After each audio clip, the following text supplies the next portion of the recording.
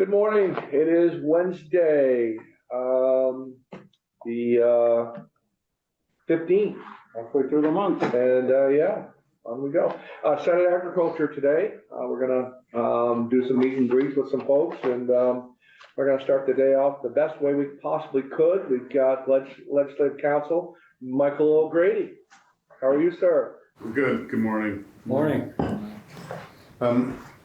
As the chair just said, I'm Mike O'Grady. I'm Legislative Counsel. I've been with Legislative Counsel since 2003.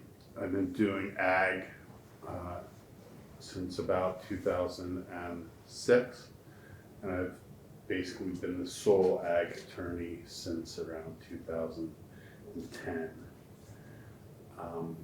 There will be other attorneys that may come in here, especially if you're dealing with land use. Ellen Tchaikovsky would be in here. For some economic development, Rick Sagel will be here. For example, last year, the right to repair agricultural equipment, Rick worked on. But most of the time, it'll be me. We were trying to hire another attorney to help staff ag and some other issues. But the market is just, it's rough. We had 7 applications, and 5 of them were from out of state, and 2 of the 5 were from Oklahoma, and we didn't think that they were viable. It's hard. We're still going to try to staff up the support of this committee and a couple of other issues, but until then, it'll continue to be me. Mr. O'Grady, just give the attorneys to other people that need them. You are all by yourself, fine. You'll do great. Yeah. Well, I like being in here. The ag committees are traditionally my favorite committees. It may have had to do with Senator Starr being whom he was for so long, but it's good to be in these committees. Well, thank you. So what would you like to tell us today? Well, Lyndon has me coming in on Friday to talk to you a little bit about what issues you're going to see, but I can talk to you now about 2 of the big issues that I think you're going to have to wrestle with, and I don't know when or how or if you can find a solution. The first just came out yesterday from EPA. They issued a draft risk assessment on the PFAS, per and polyfluoroalkyl substances in soil on farms, and specifically in fertilizer and biosolid sludge that's applied to the land on farms. The Agency of Agriculture, the Vermont Agency of Agriculture, has been monitoring this issue. But now EPA is basically saying that they may have to do something about it. They might have to adopt rules regarding PFAS in soils on farms. So we're at the very beginning of that process federally, but it's a bit frightening because there's been calls to designate PFAS a hazardous substance. And if it's a hazardous substance, then other federal laws kick in, and it can make land where the chemical is present in above certain action levels, it can make it a hazardous site. And so that is kind of frightening to farmers and the Agency of Agriculture right now. And mixed with that issue is the issue of microplastics in soil. I think you've all probably heard about microplastics in water, but the source of microplastics in water is variable. It's just from wastewater, it's from people, it's from your toothpaste, it's from your soap. You know, it all has, a lot of it has plastics in it. In fact, there's very little things that are actually soap. Soap is just fat and alcohol, and that's it. The FDA classifies very few things as soap. Most things are cosmetic products because they have fragrance or things to scour your face in it, or pesticides in it to kill things. So very few things are soap, but many things, cosmetic products have microplastics in them. They get into the water, but they're also getting into the soil on farms. And it's a big issue, and there's some obvious sources, you know, plastic used, the black plastic used on you know, crop farms to keep down weeds, or especially organic farms. But there are other sources that I'm not exactly sure where they're coming from, but it could contaminate the soil, and it could ultimately contaminate milk. And so there's concern about that as well. Those two issues, I think you're gonna hear about them.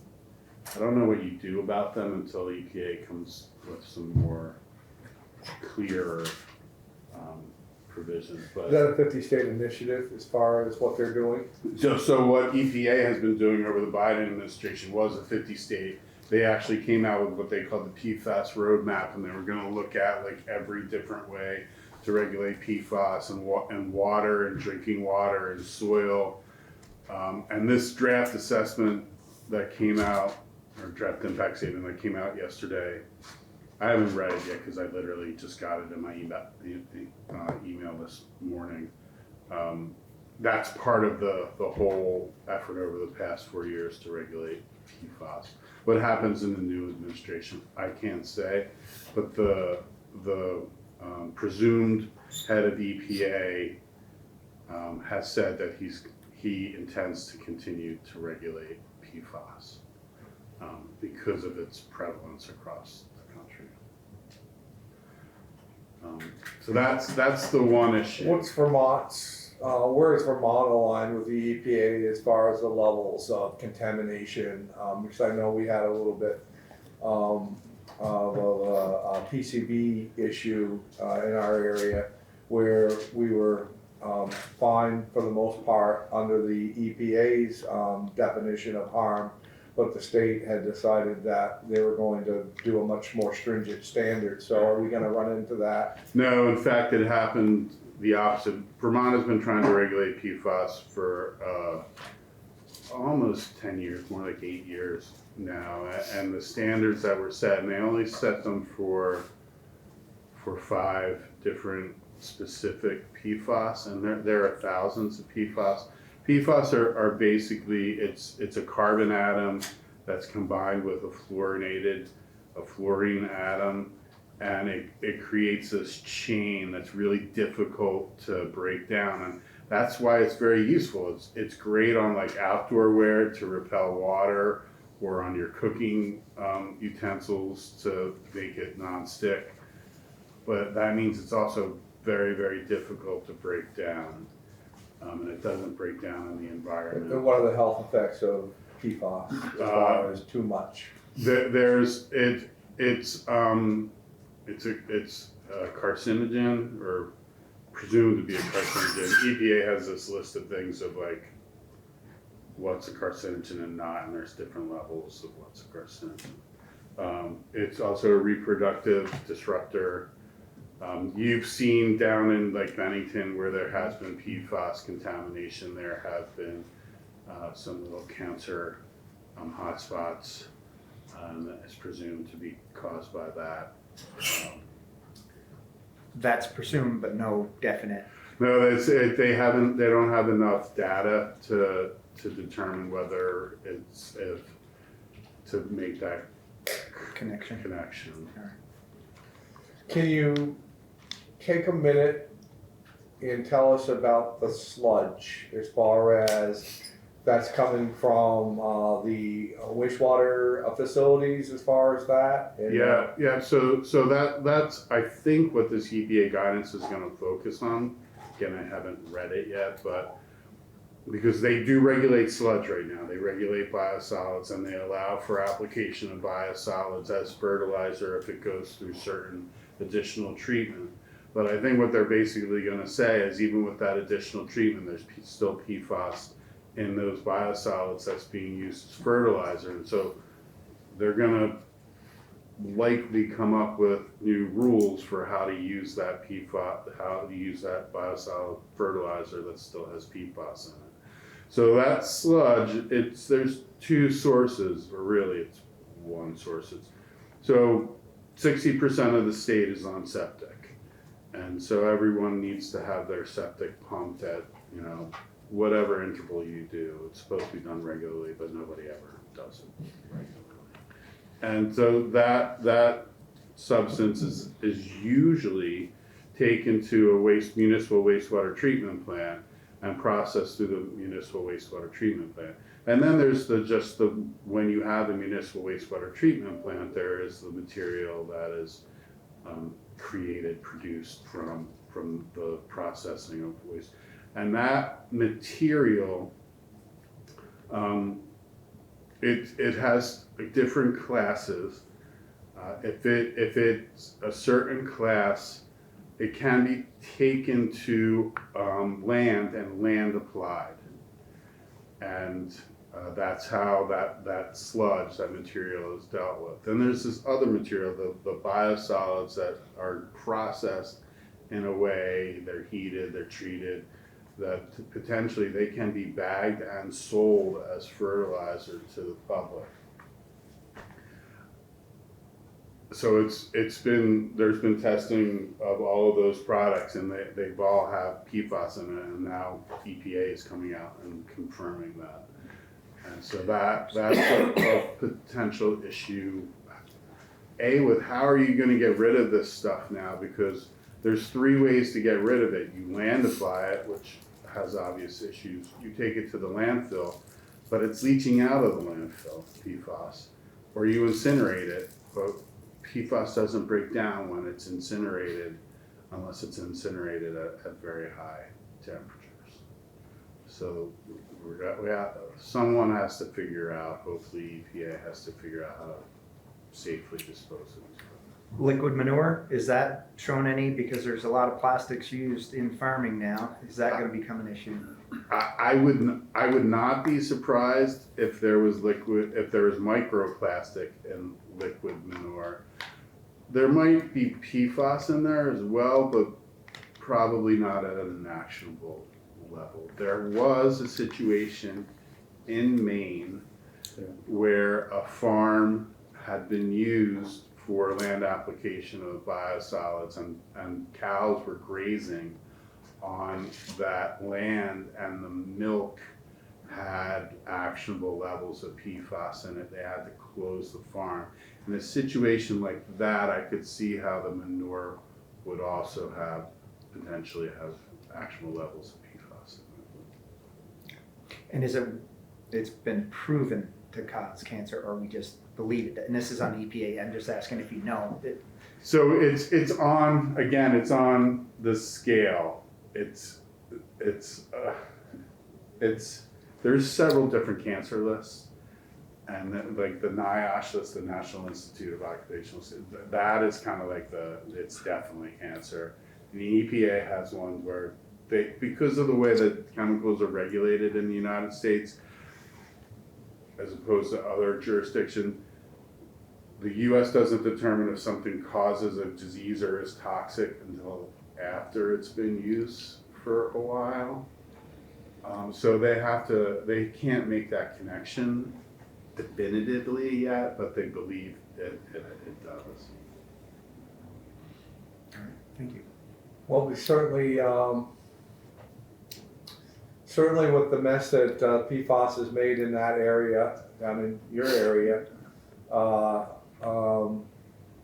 remember Senator Sears and talking about that.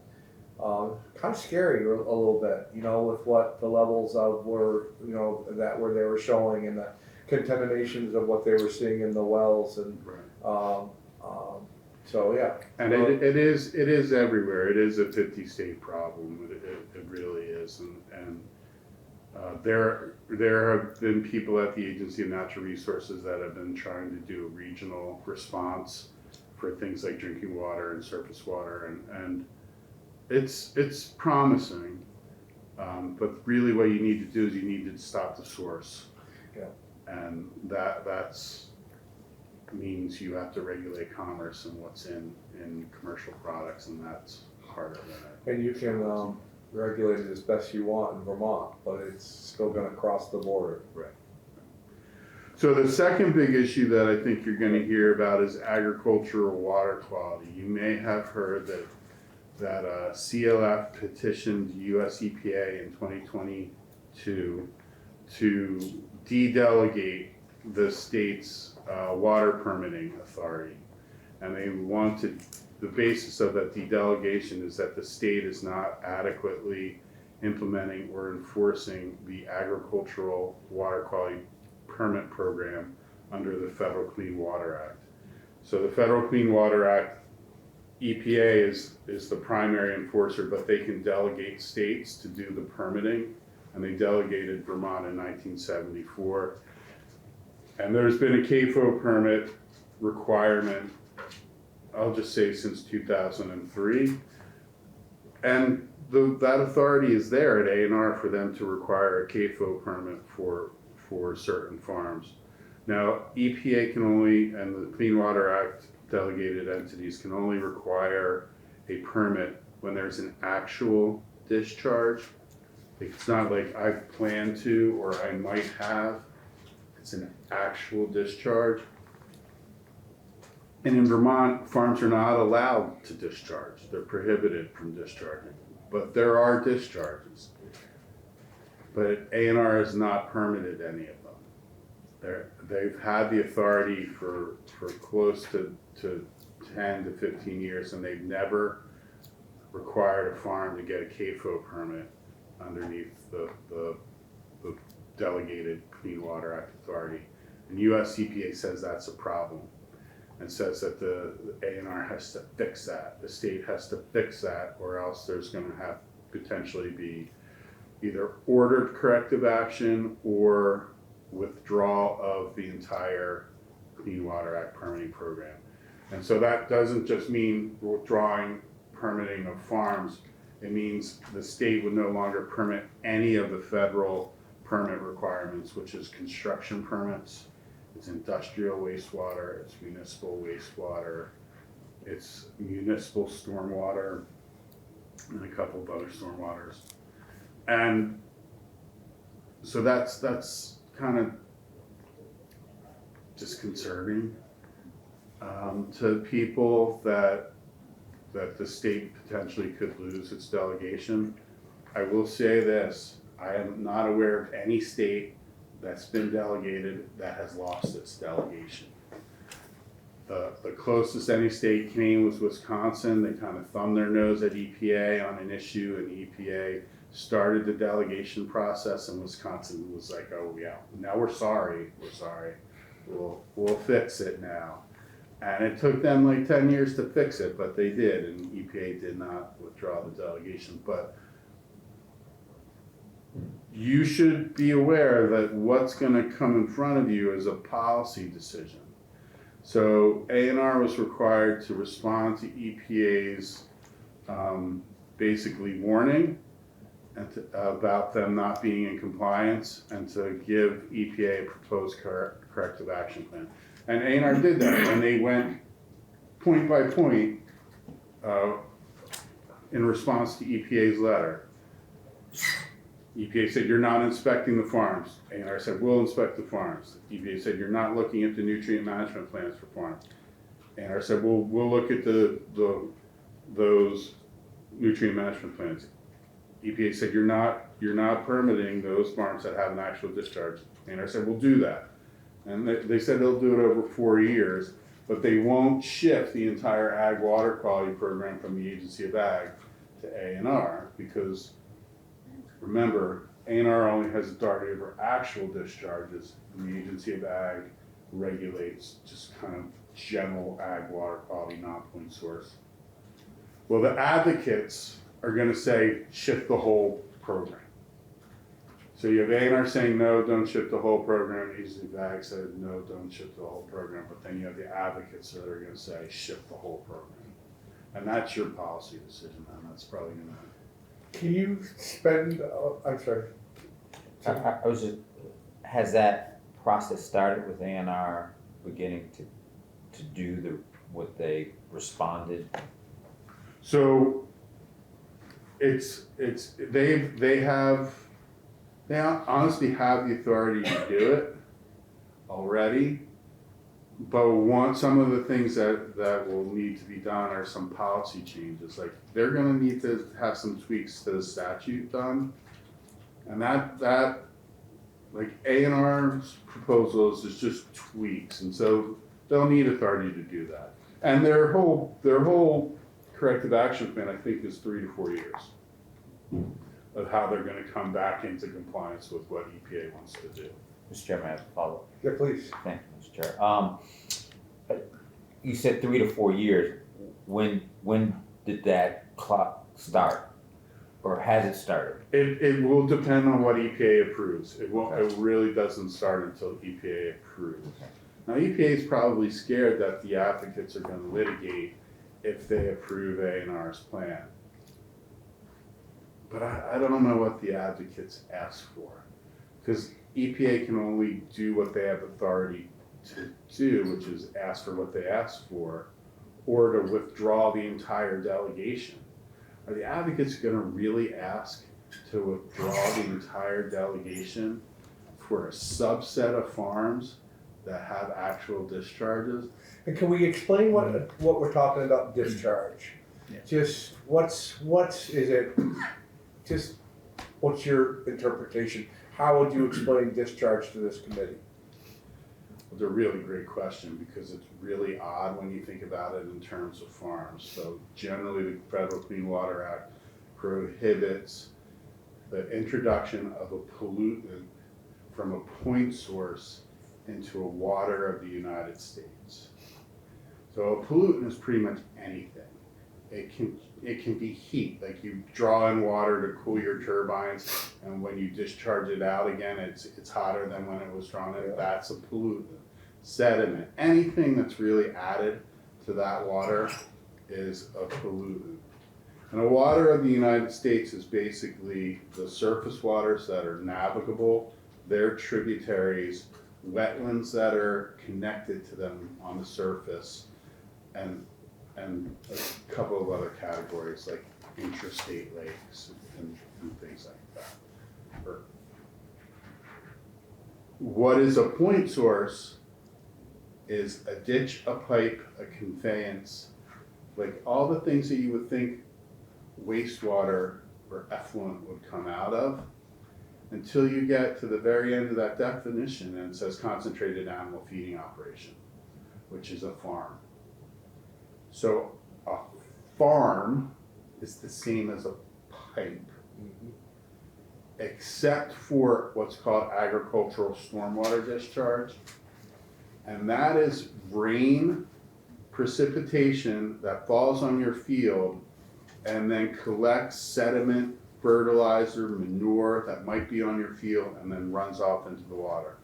That is not a discharge as long as you comply with what are called site-specific conditions, which has been determined to mean you have to have what's called a nutrient management plan, how you apply inputs, fertilizer, manure, pesticides, how you apply that to land. And if you comply with that for your site-specific conditions, you are exempt from the discharge requirement.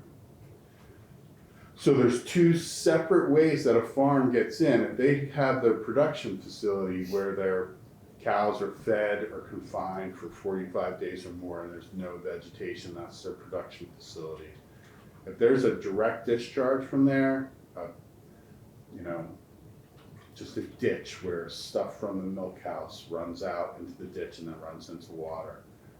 Or your bunk silo is next to a stream and the bunk silo is seeping stuff into that. That's a direct discharge and you would need to fix that or get a permit for that. Then out in the field, if you're just not complying with your nutrient management plan,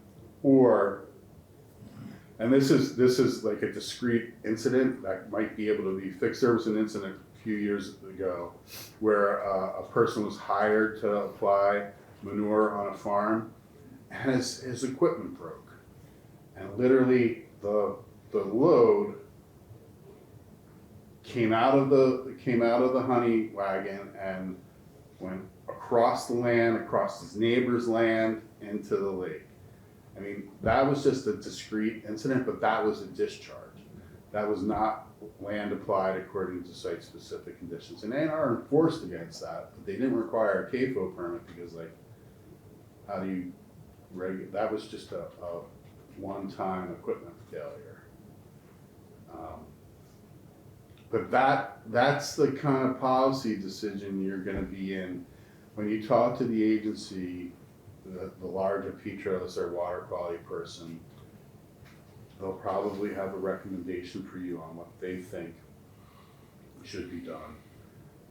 But you're gonna have advocates that are gonna be coming at you, wanting for you to do something else. And I don't even know where that bill's gonna be. Right. Is it gonna be in here? Is it gonna be in natural resources? I can make an argument for either. Well, and to share with you and to share with the committee, I've already started that conversation with the chair of natural resources and as far as that. So we're gonna try to, and again, yeah, we don't know where that's gonna go, but I think it's probably gonna cross committees back and forth a little bit as far as on that, as a lot of their subject matter when it comes to stuff like this. We're going to probably be seeing A&R back and forth and trying to figure out a lot of stuff, especially policy and who's going to make that. So, yes. Thank you, Mr. Chair. So, welcome back, Michael. There's a lot revolving information here for sure. And like it or not, in 5 days, there'll be a new administration sworn in. And I think to some degree that will affect what happens in this building. If there's a new EPA head, they may not feel as strongly as the former head. And that may put the brakes on a lot of what potentially could happen here. I mean, when you go back and you're talking about PFAS, that's why we call them forever chemicals, because that's what it is. And you can't, so to me, there's two issues there.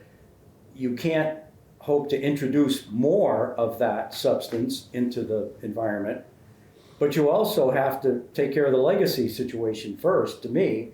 And if it's only a real hot kind of incineration process that can actually break it down, those chains are still going to be there that forever. That's why we call them forever.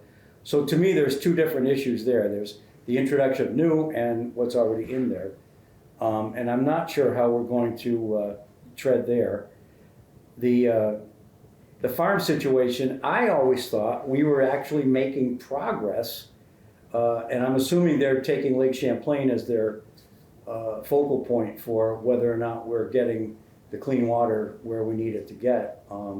I mean, there's other places where there's rivers and streams and lakes too, but it seems like that was the focal point for the last 8 years I spent in here about, farms being charged with taking care of things in a little better, more efficient manner than they might have in the 1800s, for instance. So that's where I am on it. And I don't know how quickly the EPA might act, whether there'll be anything for this year in this building or not.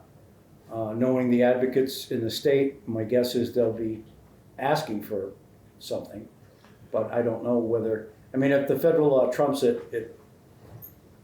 So I agree. I don't know what the new administration will say, whether they will lighten their foot on the pedal.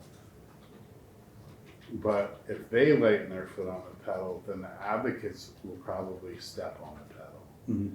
And so the petition to EPA is kind of a prelude to litigation.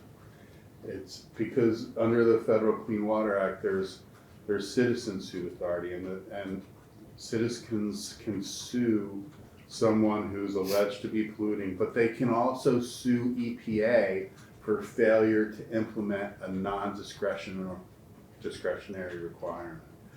So EPA has mandatory requirements for their oversight of delegated states.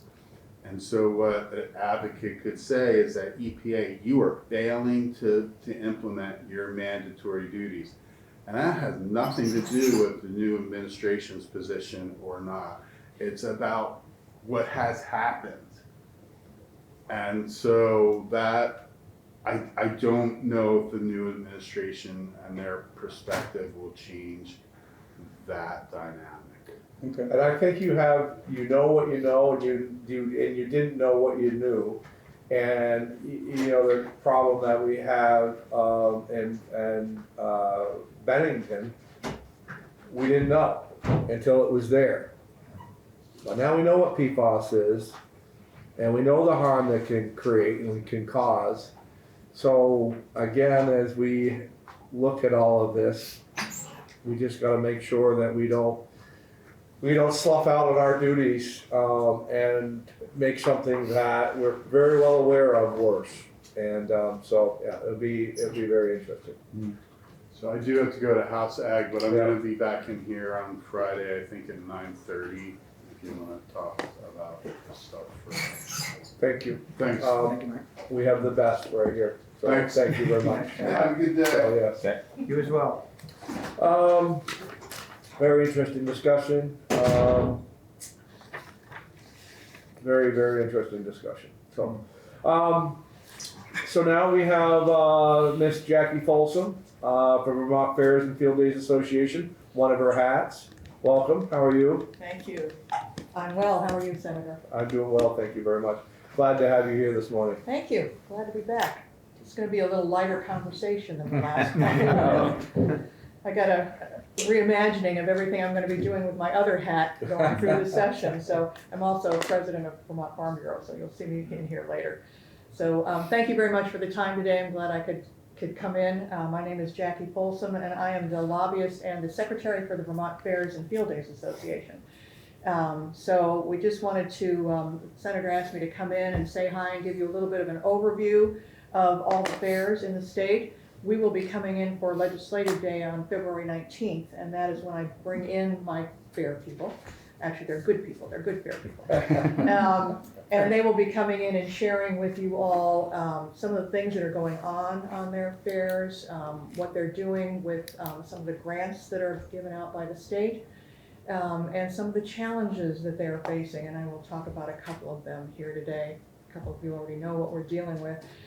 So we have 12 fairs now that are up and running. The first one actually is an associate member. The Flower Show is an every other year fair, and it is March 7th through the 9th, and that's at the Champlain Valley Expo coming up. And then the next one is the Maple Festival, and that will be April 25th through the 27th up in St. Albans. So those are the earliest ones. One of the ones that you might have heard some discussion about is the Vermont Farm Show, which should be happening next week, and it is not. It hasn't occurred. No, it hasn't occurred since the pandemic. I was manager of that up until that year. We had the farm show in 2020, and that's the last time that we had it. They've gone through a couple different managers. Part of the challenge for them is a lot of the vendors that I had as a manager aren't there anymore. Some of them have gone out of business. Some of the larger equipment companies don't have equipment available to show or to sell even. So right now they have hired a lady who is going around doing focus groups throughout the state. I think there's one tomorrow in Craftsbury. And they're trying to figure out what will it look like when we bring it back? Who will be vending? What will be happening? Is it a total change, or are we going to go back to the way it was? Where is it going to be? It used to be at the Berry Auditorium, which was a notorious difficult place because there was no parking, there was no space, and we moved it up to Champlain Valley Expo. They may consider moving it to St. Albans, to the arena up there. I don't know, I'm not involved in it anymore. So that's the update on the farm show. We're hoping they get up and running for 2026 because it's really been a problem not having it. It was a lot of fun, as you remember, yeah. Yep. We also, through the generosity of the state, we received 2 pots of money that are divided out. So the 12 fairs, in November, they're asked to complete grant applications, and the grants are for a stipend, and that is voted by the legislature, and it's through the Agency of Agriculture. It's $110,000. And there's a formula that each fair, that the agency deals with, and it has to do with how many people you had attending, how many premiums you gave out, this sort of thing. And that runs anywhere between $3,000 and $7,000 between all the fairs. We also have a grant appropriation that was run through the Senate Institutions Committee. And that, this past biennium, it's guaranteed at that amount for 2 years. It was $300,000. And each fair that wants to do some type of 20-year life project. So it isn't tables and chairs, it isn't tents, it isn't picnic tables, but it has to be something that they are doing to upgrade their facilities. And in the past years, we've asked the fairs to really concentrate on a 5-year plan so that you can see as they come in, oh, we started here, and this is where we are within the plan, and this is where we're going with it. So some of the projects include upgraded lighting. Champlain Valley Expo is doing a lot of that, and so is Tunbridge. They're working with the electric companies to put in different transformers, because just to back up, one of the things several of the fairs get stuck with, or have gotten stuck with, is peak billing for electricity, and their peak is always the fair. And then they get charged that rate throughout the year. So the fairs have been working with the electric companies, excuse me, to put in new transformers, to share the load around the facilities, and this has worked very, very well. Some of the other things that they've been doing, Caledonia County Fair has put in, on behalf of Representative Dick Lawrence, who was here for many, many years and a great advocate of the fairs, they built a Lawrence Arena for showing, for being able to, we used to show cows outside, I mean, literally, no tents or anything. And it was not fun. You can imagine, we had a Guernsey farm in Cabot that we showed cows at a couple fairs. So they put in a beautiful arena up there, and within 3 years, it's too small. Isn't that a great problem to have? So they want to put an addition onto it. They want to move for safety's sake, they want to move the bleachers outside of the show area, and they want to add bathrooms. Bathrooms are always fun. I'm sure you've heard the challenges Addison Fair has been dealing with. Senator Plunkett and Senator Major and myself are on institutions, and so we'll revisit some of those as well. Excellent. So good. yes. Well, it's nice to have all this connections. I love it. So those are some of the things, and actually Senator Collmore is on the grants committee, and we just met last week. Most of the fairs will be getting somewhere around $35,000. And they have to have a match, so it isn't as if we're just handing them the money. And the funds are paid out throughout the year, and they have to prove that they've done the thing. We're really getting a lot better at making sure that some of these activities are done. One of the fairs that we have lost is Franklin County Fair. We worked really, really hard with them. They were located up at the airport in St. Albans. And the airport decided that they needed the space for commercial activity and not the fair. The fair was leasing it, and their lease ran out actually 3 years ago, and the AOT, Agency of Transportation, allowed them to stay a little bit longer. They did not have any luck finding any space to move to, and so this was their last year was their last fair. They will not be having a fair this year. Sir? Are they planning on trying to find another location, or is this it? They are trying to find another location. In fact, one of the things with the grants committee over the last 3 years, they have asked to apply the grant funding for a down payment on land. So they do have some funds sitting there, which the agency is going to have to revisit, because there is a time frame that they have to spend this money on. And I haven't heard the outcome of that discussion yet, but they are still trying to come up with land up there. The challenge for them is that they built buildings on the site, and as of July of this year, all the buildings have to be taken down. So it's not an easy thing for them, but they are. Were they brick and mortar buildings or? Timber frame, wood, Timber. yeah, typical agricultural buildings, so. And their delegation worked really hard over the last 2 years trying to help them. We had numerous meetings with the Franklin County delegation, senators and representatives, to try to come up with a solution, so they're still working. And sorry, last question is, you talked about 5-year plans for these fairs. Do we have a place where we can go to see what their 5-year plan is? Is it?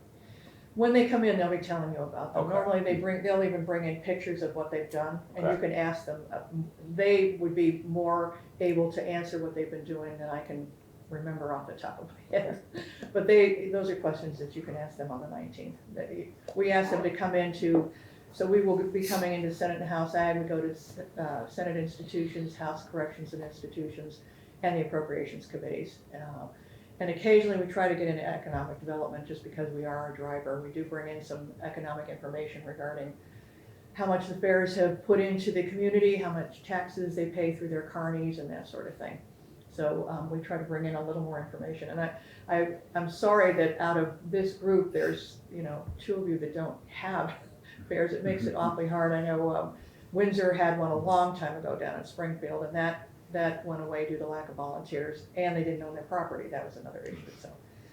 Well, we've sort of taken in Tunbridge. So, Yes, you do. we use that. You adopted Tunbridge Yes. as your fair. Yes. But I've always, and for the new senators as well, what I've always appreciated is sometimes the smallest amounts of money get the biggest gratitude back. And so I do expect that they'll be in here very thankful for the $35,000, and I'm sure we'll have a pretty good presentation about that. And, even the stipend, we had 2 fairs that, actually, while we lost Franklin, 2 fairs reignited and became more active, and that is Guilford and Bonneville.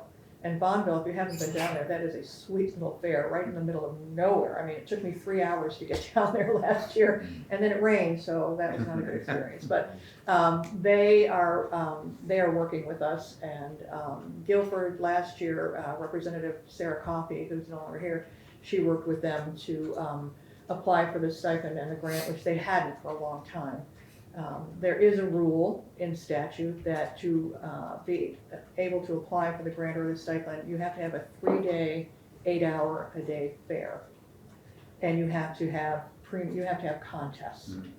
And so Guilford didn't qualify for a long time, and when Representative Coffey and I started talking, we discovered that having the fairgrounds open the day all your vendors are coming in, and allowing your people to come in and have a picnic and maybe a concert, even though it was free to the public, that you're open 8 hours, and that worked for them. So we were happy to do that. We do professional development for our folks. The Vermont New Hampshire Fairs Association, we have a meeting in February down in at the Fireside in New Hampshire, and we have different topics of conversation. That we have workshops. We have an auction. It's a nice day for a lot of camaraderie and learning about what other fairs are doing. This year they've asked me to talk about water quality and the 3-acre rule. So that hasn't hit New Hampshire yet, but we'll see what happens.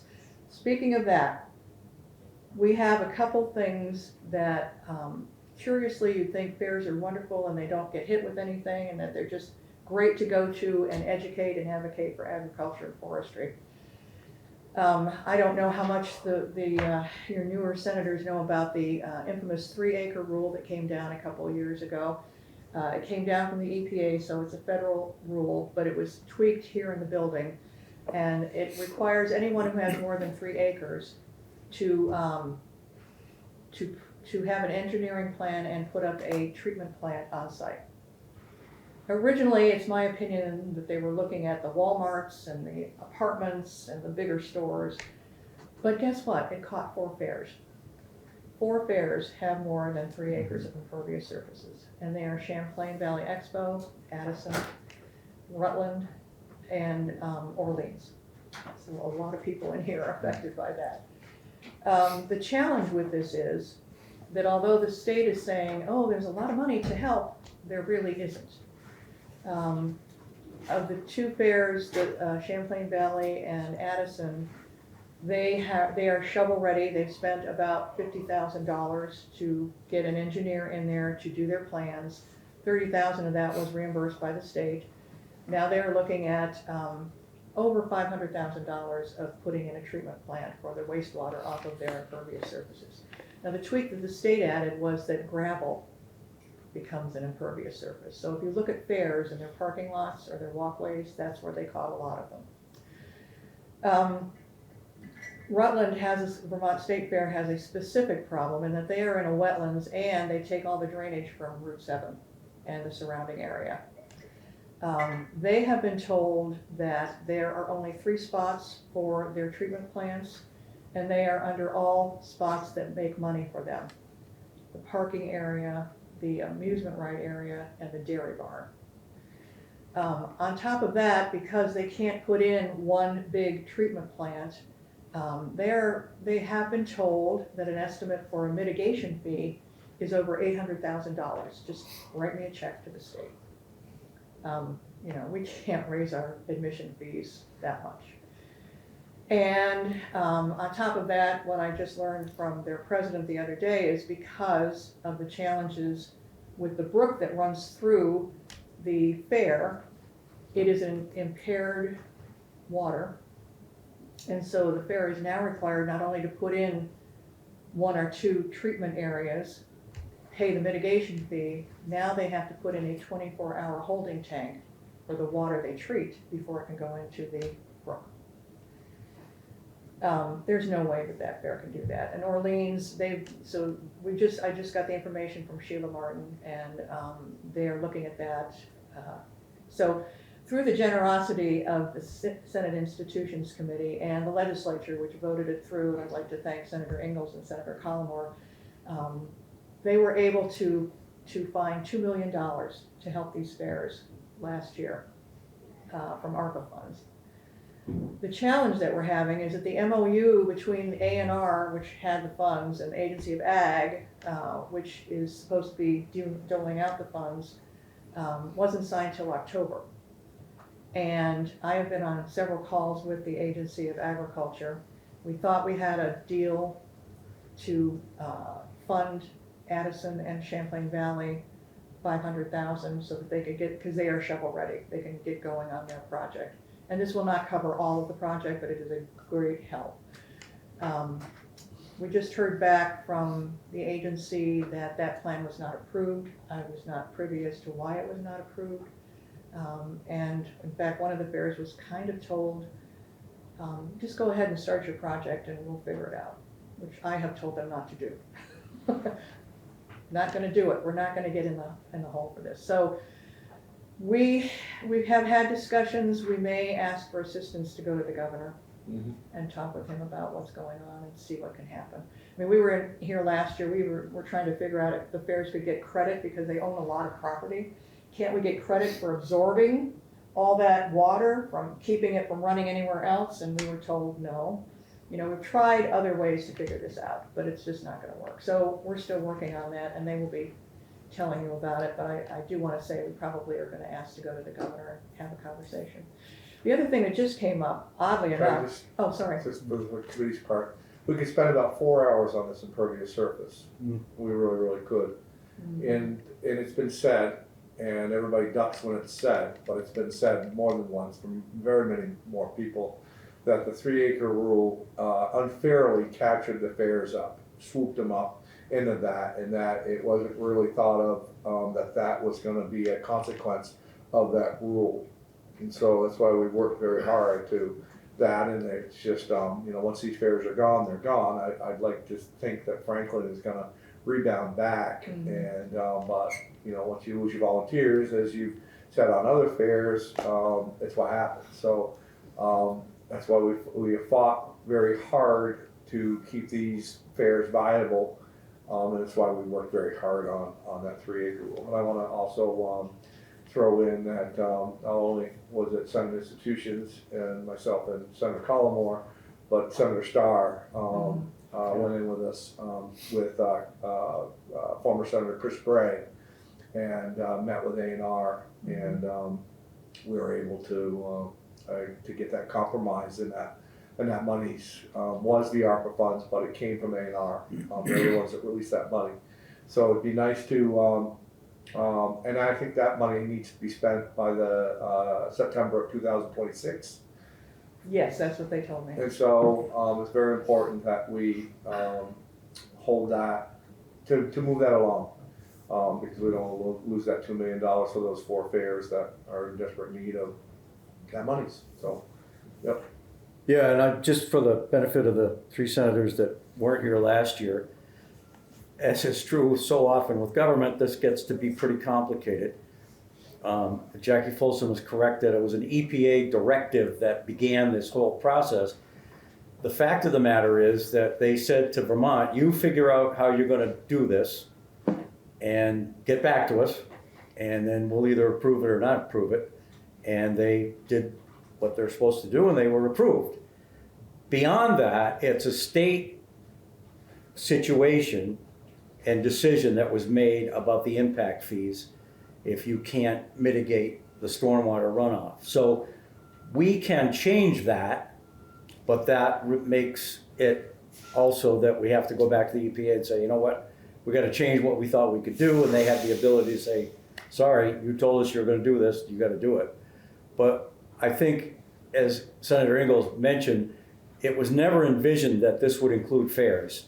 Yeah, schools with huge parking lots, car dealerships with huge parking lots, all that sort of stuff. Well, the Walmarts of the Yeah, world. that was expected, and whether or not you agree that the impact fees are way above what they may need to be, it never was supposed to be that way for the fairs. So we tried last year to exempt the fairs and didn't get too far with that, because again, as soon as you mention, okay, we gotta take this group out of that, then everybody else wants to be in the next group that's taken out of it, and it just never works. So just one more thing, Steve.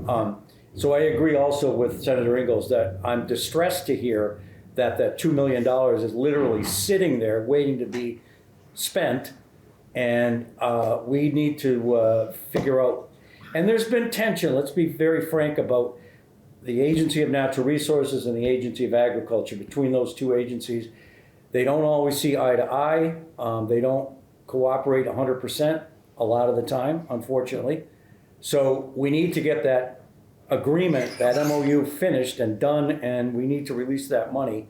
I'm in a real touchy situation with Rutland. For those of you that have never been to the Vermont State Fair, it's a landlocked situation. They don't have the ability to put a retention pond in the middle of the fairgrounds. So the only thing we can do down there is for the city of Rutland, which they have applied to do, is to make an underground storage facility that would be available to the Vermont State Fair, but it's not gonna happen tomorrow. And meanwhile, they don't have any place to go. Addison has the ability to, I think, because they've got some more land, to make it that way, and I think CVE does too, to some degree. So anyway, that's my piece on this. No, the history's good, yes. I was gonna ask about the exemptions, and like you said, it opens a door to others. But fairs, you know, they're open 1 week, and you could make that exemption so tight that, hey, if you meet these exemptions, you can have them. Yep. Any place of business is gonna be like, well, we can't only be open, you know, have events 2 or 3 times a year, we need to follow through. That may be something that we can work with A&R and because yes, these are a vital part of Vermont's heritage are these fairs. Absolutely. Well, I think there needs to be some reasonableness as far as the interpretations of what impervious surface is, as Ms. Folsom has said. And at your fair, they had a wet area, and it's always been wet. So what it was, they brought in 3 or 4 loads of gravel. Then all of a sudden, that triggered everything and put them into violation, where all they were trying to do is to get people up out of the mud. Yep. Go ahead. Mr. Chair, just bouncing off of all that, it's ultimately A&R that enforces this rule, and it's not a federal enforcement. Well, it is some federal, because we made the deal with them. Yeah. But we made the deal with them. They said, do what you want. And I'm going to rely on Senator Collmore maybe a little bit, or Jackie. You know, we could have said 10-acre rule, but we didn't. Right. We said 3-acre rule. So I don't think it's that hard of a, well, I shouldn't say that either, but because nothing's easy. But Have there been any enforcement actions? yes, Okay. yeah, And A&R is very good at that. And then what happens, Senator Plunkett, is they come and they find you. Rutland is It'll be under the A&R. gun right now because theirs was supposed to have been done I think, the end of the year. Yeah. And their engineer can't even come out to them until February. And I think Orleans has got the same problem. They're having trouble finding an engineer. The other challenge that Addison has warned us about is that these, the permits that they're required to have all this done is a date specific. So Addison has discovered they want to build more buildings going forward as part of their 5-year plan. They have to go in and get a whole other permit. They wouldn't allow them to build the treatment plant bigger for expansion. It is, this is what you have, this is what you will build, and oh, by the way, when you put up the next building with the impervious surface of a roof, you have to come back to us. So it's very short-sighted, Yeah, it is. very short-sighted. And especially when you've got a fair, any of the fairs that are growing, you'd hope that they would all grow. They can't on this side. Now, they haven't attacked the Connecticut River Valley side yet, which will catch Tunbridge and the rest of them. So so just if you could spend a minute on that, I'm gonna kind of tee it up, is that the 3-acre rule was for the western side of the state for the waters that run into the Lake Champlain Basin. Right. And so on the other side, where it runs into the Connecticut River Basin, they don't have to live by the same rules, Yet, Not yet. not yet, so. And it won't be phosphorus, I believe it's nitrogen Nitrogen, they're gonna be yeah. looking at over there, but they're all paying attention because it will be all the rest of them. And if you've ever been to Tunbridge, it's like Rutland, there's nothing they can do. Yeah. Just nothing.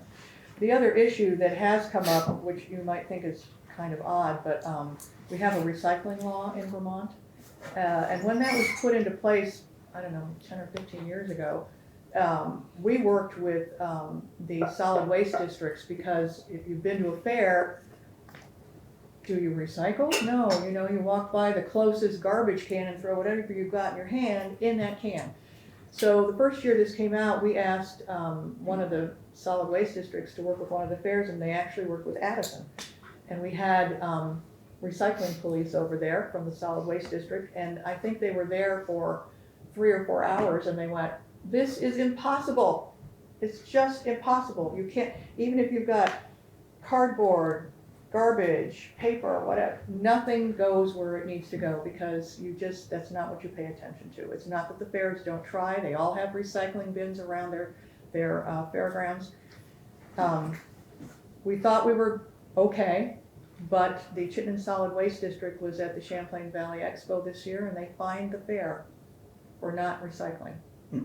And I don't remember whether it was $5,000 or $10,000. Wow. Tim Shea met with them, and I think he got it cut back.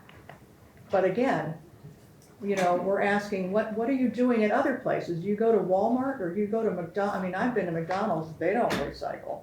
I've been, you go to a lot of places, and so we feel that if this is going to happen, one of the things we're gonna do is try to get back to the solid waste districts and say, hey, we have done our part before, and for you to be checking on us specifically is a little off the top. Yes. Mr. Chair, you do recycle though, because the businesses there make sure that their stuff. That's so right. I think It's it's the a false. customers. Yeah, right. We love our customers. Oh, exactly. And it's no different. It's no different than the airport. It's no different than That's the mall. right. They don't. You have people that care, and then That's a right. lot of people don't. Well, and if you stayed at a fair and you've watched people exit after a day and they're dragging 3 kids and each one's got something in their hand, what do? First available container, it's not going in my car, dump it. And we have, people are supposed to know better, but we have the facilities for them to recycle. Our vendors do recycle because they're required to. So it's a false statement. You do recycle. It's Yes, just I'm that sorry. not everyone does. Well, I'm not saying you did. No, That's what I would tell the recyclers is that we do recycle. It's Well, just not proper. We're getting pretty good at pushing back. And that's going to All be it costs something. is money, Jackie. Well, and, some of the fairs last year, they did raise their admission rates. Now, some of them do include when you buy a ticket for Caledonia, I think Addison, they include the rides. Some of them don't. Addison doesn't, no, I think Rutland does. But some of the ticket prices have gone up, And it's just because their electric rates have gone, everything has gone up for them just as well as everybody else. And I still say it's cheaper than Disneyland, you know, and it's right here on our own property. Well, the problem is that where these fairs are, all areas aren't equal as far as economics. That's right. And what you can get away with in Addison might not be with what you can get away with in Orleans County, vice Yeah. versa, anywhere around. And so, yeah, it's, so you're trying to do as much with less in some areas, but anyways, what else?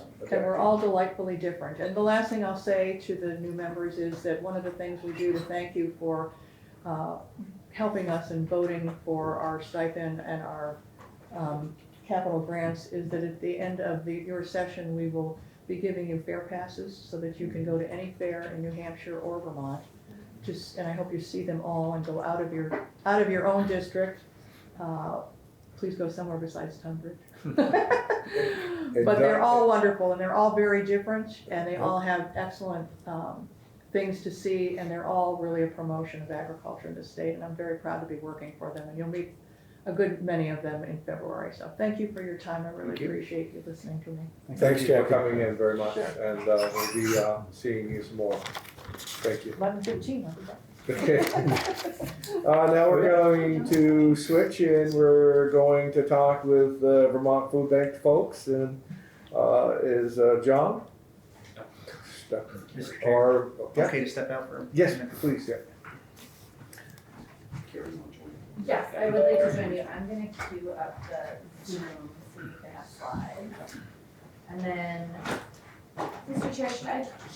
Whatever you want to do, whatever you're gonna be most comfortable with, you do whatever you'd like. Alright. So accommodating.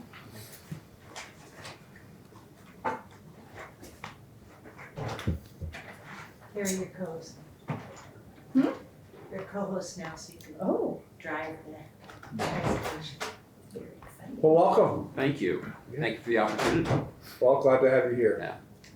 For the record, I'm John Sales. I'm CEO of the Vermont Food Bank. And I'm Carrie Saylor. I'm the Government and Public Affairs Manager at the Vermont Food Bank, and I live in Linden. Well, nice. What would you like to tell us today? Oh, you still have one on the screen. So we have one more on the screen. Sarah. Sarah? Yep. Sorry to not be there in person. Introduce myself. I'm Sarah Keblin, the Chief Philanthropy Officer here at Vermont Food Bank, and I am zooming in to keep my germs away from you all. Nice to see you. Well, thank you for joining us today. And I just want to apologize in advance. I need to leave at 10:30. I That's- had another appointment that I We couldn't get get out that. for this. We get So, that. Don't miss your opportunity. Yeah, So- thank you. Yeah, so what would you like to tell us? Well, since there's a lot of new members of the committee, I would really like to just talk about the Vermont Food Bank, who we are, what we do, what our role is in the state. It was so fascinating listening to the prior witness. As a former deputy secretary at A&R, I was living, nothing much has changed in 15 years. So. Right. So I have been CEO of the Vermont Food Bank for 15 years. This is my 16th year there, and we really appreciate the opportunity to come and let the committees know what we do. Moving forward, you're going to be hearing from us around the food security roadmap in Vermont and different components and asks around that. And so we thought it would be great if the committee had some basic understanding of where the food bank comes from. So we're here. Carrie, you'll be seeing Carrie a lot. She'll be around the building, and Sarah also from time to time, and myself. So about the Vermont Food Bank, thank you. Our mission is to gather and share quality food and nurture partnerships so that no one in Vermont will go hungry. We cover all 14 counties. We're the only food bank in Vermont. So we have lots of partners, which we'll talk about in a minute, 215 food bank or food shelves, meal sites, out of school centers, the folks that are in your communities doing kind of the retail distribution of food. We have 3 distribution centers, being a statewide organization, one in Barrytown, one in Rutland, and one in Brattleboro. So covering the whole state. The Barry facility covers the entire northern part of the state. And then Rutland, mostly Rutland, Addison counties, some of Bennington County, and then the balance is out of Brattleboro. Thanks, Gary. So we distribute food. That's our core business. And we are, I see the Performance Food Group truck right behind us. We do that. We have big trucks that drive around and you see them on the roads. Last year was 14.5 million pounds of food. Pre-COVID, we were 10 to 11 million pounds. We peaked at the peak of the COVID chaos at about 20 million pounds of food. And now we're down to about 14 million pounds. So we also run programs. We support a lot of your constituents with 3 Squares Vermont benefits. We do 3 Squares Vermont application assistance. So folks who are signing up and confused or getting letters from Human Services and they don't understand, we have a helpline. We'll actually go and sit down with people or sit on the phone with them, help them fill out the applications, help them through the whole process. 3 Squares Vermont is the most effective and efficient anti-hunger program in the state, and SNAP nationwide is the most effective and efficient anti-hunger program. People can go to the grocery store when they want, get the food that they want and need for their families. We also run a SNAP education program funded by pass-through money from the federal government, which does nutrition education and cooking demos and recipes, just so people are comfortable using the kinds of foods that we have available. Impact, I think we have a big impact. We have, we touch, you see, about 7,200 people a month. Excuse me. Sorry. 72,000 people a month, right? So you can see, oh, it's right there. 72,000 people on average every month. And, that's a lot of Vermonters, right? That's more than 10%, well more than 10% of people in Vermont. And they're not all the same people every month, right? Because people flow in and out of the charitable food system based on need. You gotta buy new winter tires for your car, and so you go to the food shelf for a couple of months because you have to offset that expense in your budget. When you jump ahead on you, Yeah. I apologize, John. But when you say 215 network partners, so that's 215 sites to where folks can go in and shop and get what they need? Those are our organizations who we have an MOU agreement with, where we provide sometimes all, not always all, of the food that they distribute in communities around the state. An example in your area would be the NECA food shelves in Yep. Canaan and Newport City. Yep. Some towns have multiple network partners, some towns have just one. There's one in Island Pond. So I think, there's a variety of those organizations. Sometimes there's food shelves, sometimes they're meal sites or senior meal sites.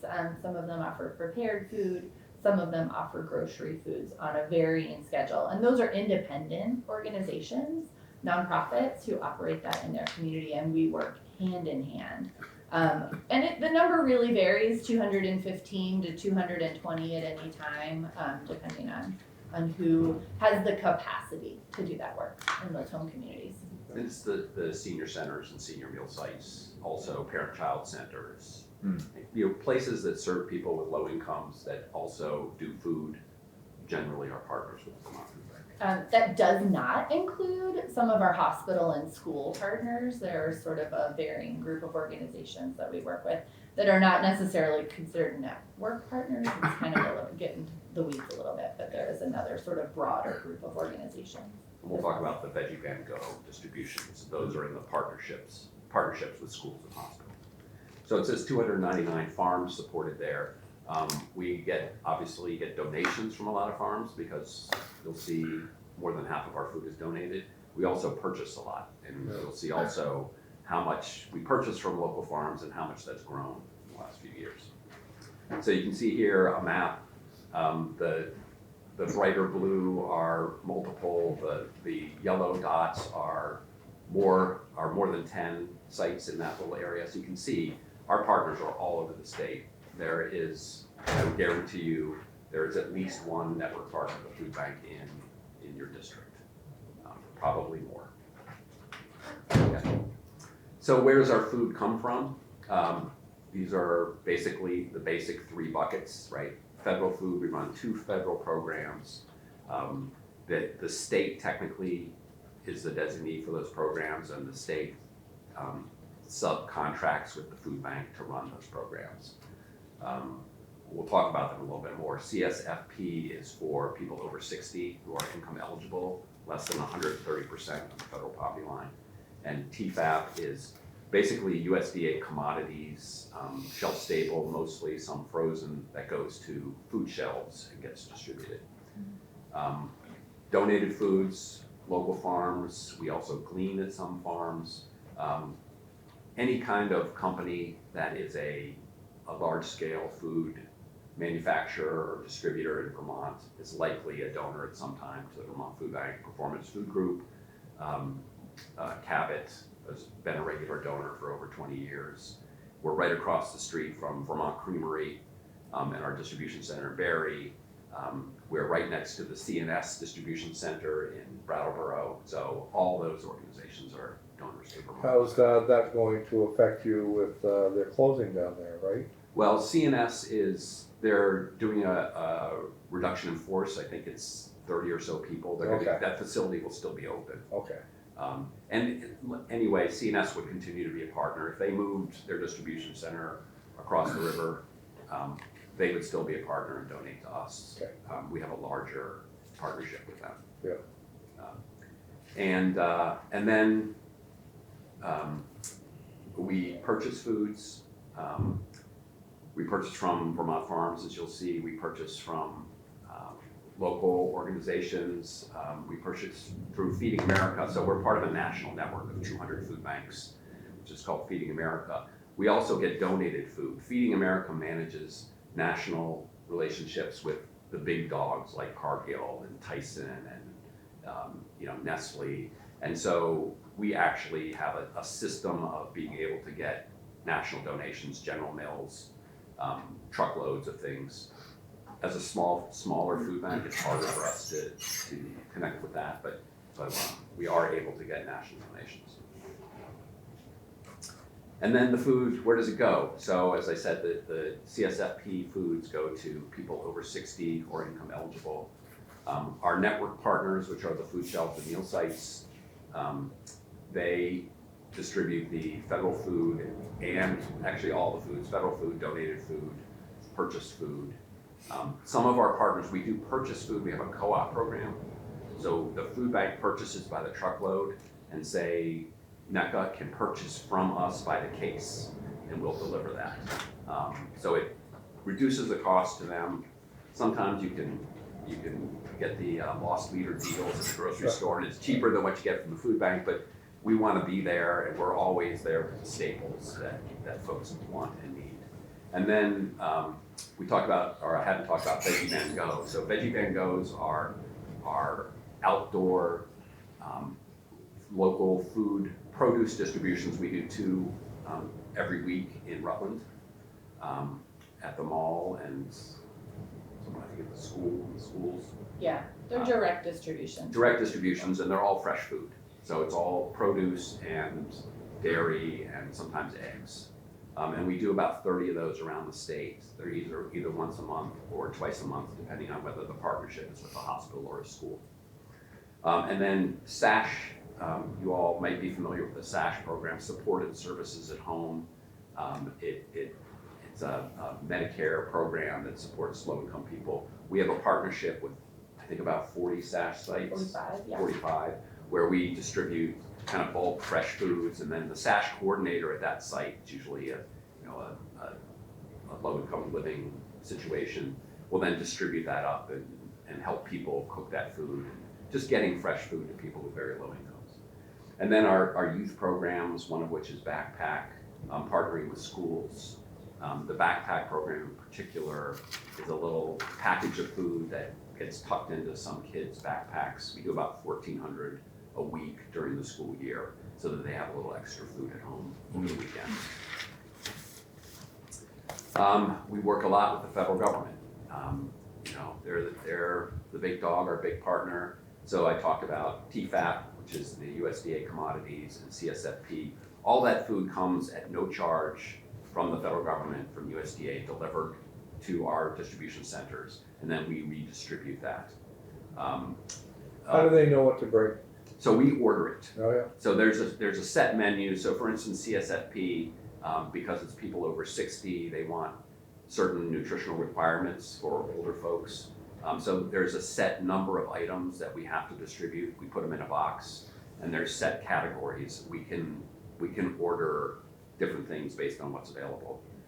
For TFAP, USDA is constantly going out and doing huge buys of food, and then we get to see what that is. We get a budget every year through the state, so maybe $100,000, and then we can purchase through the USDA portal for that. And then 3 Squares application assistance I talked about, and SNAP education, which we do statewide. Both of those are funded by grants, pass-through grants from the federal government to the state. So the food, talking about where it comes from, about 60% of the food comes from those donated sources, which you can see there. Food drives is at the bottom of the list because it feels great, and we love it when food drives happen. The Champlain Valley Fair did, I think, 90,000 pounds of food at their food drive. It's a very small piece of what we do, and usually if there's a local food drive going on, we'll direct that food to the local partner. If the food bank sends a truck to pick it up, sort it, and redistribute it, it just adds cost, and that doesn't make any sense. And then USDA foods is about 15 to 20% of what we distribute, and the balance is purchased food. And you can see here, if this chart went back to 2000, it would probably be well under 10% of the food we were purchasing. So it's been a long-term trend nationally in food banking to purchase more food. As the need has gone up, the amount of donated food has not risen as fast, and so we need to fill in the gap by purchasing more food. Like everyone else, wholesale food is more expensive as well as retail food, so we are paying more per pound for that food than we did a few years ago. This trend tends to be, looks like it's going to continue too, at the national and local level. And then you can see the amount of food we purchase from Vermont has increased dramatically. It's no mistake that you can see it was 2021 where we had a real spike.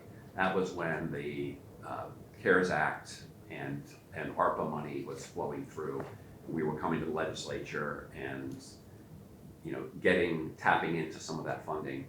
And we took that money and we spent it in Vermont because we wanted to recirculate that money. We wanted to support the farmers who were hurt pretty hard by all the restaurant closings and food service closings. So we kind of swooped in, and we've continued to increase that. Now we're at the point where we have to really rethink that with revenues leveling off, with need continuing to go up. How do we provide the most highest quality food we can? And that means making some trade-offs in what we're purchasing. And best price. At the best price. Roughly, dollar amount, roughly? 2.4 million this past fiscal year was how much we spent For- with Vermont Farms. Nice. And prior to COVID in 2018, our Vermont purchase budget was under $200,000. Thank you, Mr. Chair. So you said some trade-offs and going away from Vermont grown. What are those trade-offs, and how do you mitigate that? Because we want to, as much as we can, keep the Right. things in Vermont that we can. Yeah, great question. So the trade-off is really price over quality. The Vermont grown products and Vermont raised products that we're purchasing are at least twice as much as what we can get from other markets. A lot of our produce is actually purchased from Quebec. There's a huge grower there called Western Harvest, and they'll send us mixed loads. We get 3 loads from them a week, tractor trailer loads, 40,000 pounds, and they're huge. They have almost unlimited supply, and we can get what we want in mixed loads. The quality of Vermont produce is higher, right? Because it's fresher, and it's coming straight from the farm to us. I'm sorry, ahead. If I could step in and answer Yeah. as well, part of our request this year from the legislature, our full request is for $5 million. A portion of that is for food purchase and distribution. In the past few years, when we have been able to get a legislative appropriation, we've been able to put part of that money towards the Vermonters Feeding Vermonters program. This program has two components to it. One of it is an advanced, large contract with bigger farms, and another portion is a smaller grant program where our network partners are able to purchase, get a grant and purchase from their own local small farm. It can be as small as an acre. And those larger purchases that the food bank is looking at, we are already doing contracting for fiscal year 26, while the legislature is just getting started on that fiscal year budget. And so right now, in the moment, knowing that we have not yet received base funding to continue year over year, we can't guarantee that this program could remain funded at the same level because we don't have those same income sources. But our request this year is in part for funding to continue to be able to do this work. So it's a balance, and the timeline is always a challenge. Right. And I'm sorry, just to piggyback please. on that. Also, you said that you get some of your food from Canada with the new administration and possibly adding tariffs on. Obviously, that's going to be passed on. Have you thought about that and that being part of the trade-off? Yeah, I mean, that will be, if in fact our cost of goods from Canada goes up because of tariffs, it would make Vermont more competitive. It would also put more pressure on our budget, so likely reduce the overall amount of food we can purchase. I mean, that's one of the, there's two giant levers on our budget, right? Food purchase, which is millions of dollars, and people, which is millions of dollars. And everything else is kind of the rounding error in between. So I think it's we're planning for the best and being ready for the worst. Thank you. Yeah. Maybe Sarah, I think we're gonna hand it off to Sarah. That's a because I great. believe you have to go. I have to go in a moment too. So why don't I give you the comfy chair too? Oh. Stay here as long as I can. Well, John, thank you for coming in. Yes. Thank you. I hope to come back. No, we hope to see you. Thanks, John. Thank you all. Especially over the last couple of years, we have really been doing some purposeful work, communicating and connecting with neighbors, listening to neighbors, and gathering kind of qualitative information from folks accessing our services. And these are some of the quotes we've collected, and I think they each demonstrate something a little different that might give you some extra insight. The first is a neighbor who's been accessing our Veggie Van Go programs. And, they say this is a really special thing Vermont Food Bank does for our communities. I know some people who wait all month for this just to feel the sense of security, to know food will be in the fridge and on the table. It's really helpful. And I'm so blessed to be a recipient of such nutrition and help from VBG. Again, Veggie Van Go is a supplemental program, but I think we've really learned the value of connecting local food and fresh foods to neighbors. But this is, in some communities, just a once a month supplemental program. And I think the other thing that we've learned through our Veggie Van Go program is that a lot of folks, actually the majority of folks, more than half of folks accessing those direct distributions are not eligible for other benefits. And so there's a significant community of folks in Vermont that's fluid, as John noted, that rely on Vermont Food Bank and our network partner services heavily because they don't qualify for other benefits. I think I lost the slide, Carrie, but I know that that's okay. I was trying to help us out so we could see your face. I know. Well, you can, that's okay. I have the slides up myself on my end, so no need. You can keep my face up. And, the second quote was really about, in order to eat properly, like you should when you're a diabetic, it would cost a lot of money. Neighbors across our state have really unique needs, and our partners and the food bank are really trying hard to address unique needs in communities, which often can come at a cost when you have to improve quality or variety to meet really specific needs, which is important to supporting what's actually required to meet the needs of our neighbors.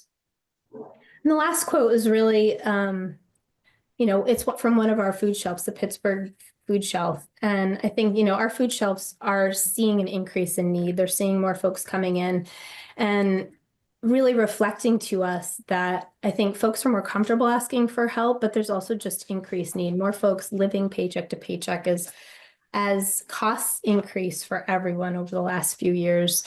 And folks who are food insecure in our state are just so much more susceptible to those economic crises that come up, whether it's a single car repair, an illness, etc. So these are just some of the things that we're learning and have learned over time.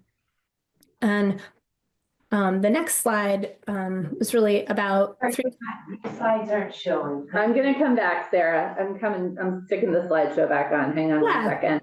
No worries. Not that we don't want to see your face. That's fine. It's so hard to do both. You're in the corner. And this is a little bit more about Three Squares Vermont, nationally known as SNAP. It is our state's best and most effective hunger relief program. About 69,000 individuals or 40,000 households rely on Three Squares each month. There are many households who qualify that aren't accessing this resource, which is another due to various barriers. And that's something that with our partners, we are working to address, especially through our assistance program John mentioned. And, the food bank and our partners are serving people who also receive Three Squares benefits. Benefit amounts are not adequate to meet the needs of recipients. So it's really complex, I think, solving food security for any given individual or household. And I think that's what some of this information hopefully demonstrates to you. Yeah, I think that's one of the reasons I put this slide up. We don't talk a lot about numbers, but we do talk a lot about how people are impacted and what, is it a new set of winter tires? Is it an illness? Is it a job loss? And I just want you to be able to see the income levels on either an annual, that's the bolded ones, or on a monthly basis for each of these different programs that the food bank helps to administer. So CSFP is for adults over 60. We're talking about a lot of our folks, some who are still working, but many who are retired or who are unable to work anymore, who are dealing with multiple health conditions, who may live alone or just with their spouse. It is a very low threshold to be able to access that food box program. $26,000 a year for a household of two is very, very low. And if they make above that, they are not able to access that particular program. Folks who make 185% of the federal poverty level or lower are able to access Three Squares Vermont. It is a complex application process. You have to prove a lot of things with, paperwork and documentation. And if you go over that 1 month, you have to report your income and you could go off of the program. And so a lot of people do bump on and off of this program. Prior to this work, I worked with a program called Working Bridges, and there are working households who would decline raises of 50 cents an hour because it would impact what they were eligible for with a program like this. There's a lot to be said for people being able to access food benefits at the grocery store, and it is a program that people really love and appreciate. But again, to operate a household of maybe 2 working adults and 2 children at $57,000 a year is not a lot. It's a difficult task. Requires some very good math and budgeting skills. The most generous of these programs in Vermont is TFAP, but it does still require eligibility. Anyone who receives TFAP USDA commodity food through one of our 70 to 80 partners around the state who offers that kind of food through their programs has to sign an annual affidavit that they make that amount of money or less. When they can receive food right on the shelf beside it that's donated or purchased with no requirement to sign up for that. So it really creates a little bit of an additional barrier, even though it is a really important source of food for people across the state. And if you make $1 over that, you come off the program. There's no scale of. TFAP is annual, so there's a little bit more leeway with that. You have to, commit that, annually you do that. But, it is much more strict for those other programs, especially 3 squares. And do you believe a sliding scale would work better? It is sort of structured as a sliding scale. I actually think higher limits would work better because over the past few years, costs have increased much more quickly. Incomes have also increased, but the way the federal poverty level is calculated is the same as it's always been. So it really is this heavy cap on the top of that when a lot of other economic conditions are changing much more quickly for folks, and costs are going up in a way that is difficult for people to cope with. And one other question. Who determines the wage? Is it Fed or state? These are federal guidelines. Vermont does have a little bit of leeway, and I'm not the best person to talk about that. I would say for 3 squares in particular, Hunger Free Vermont is our state expert on that.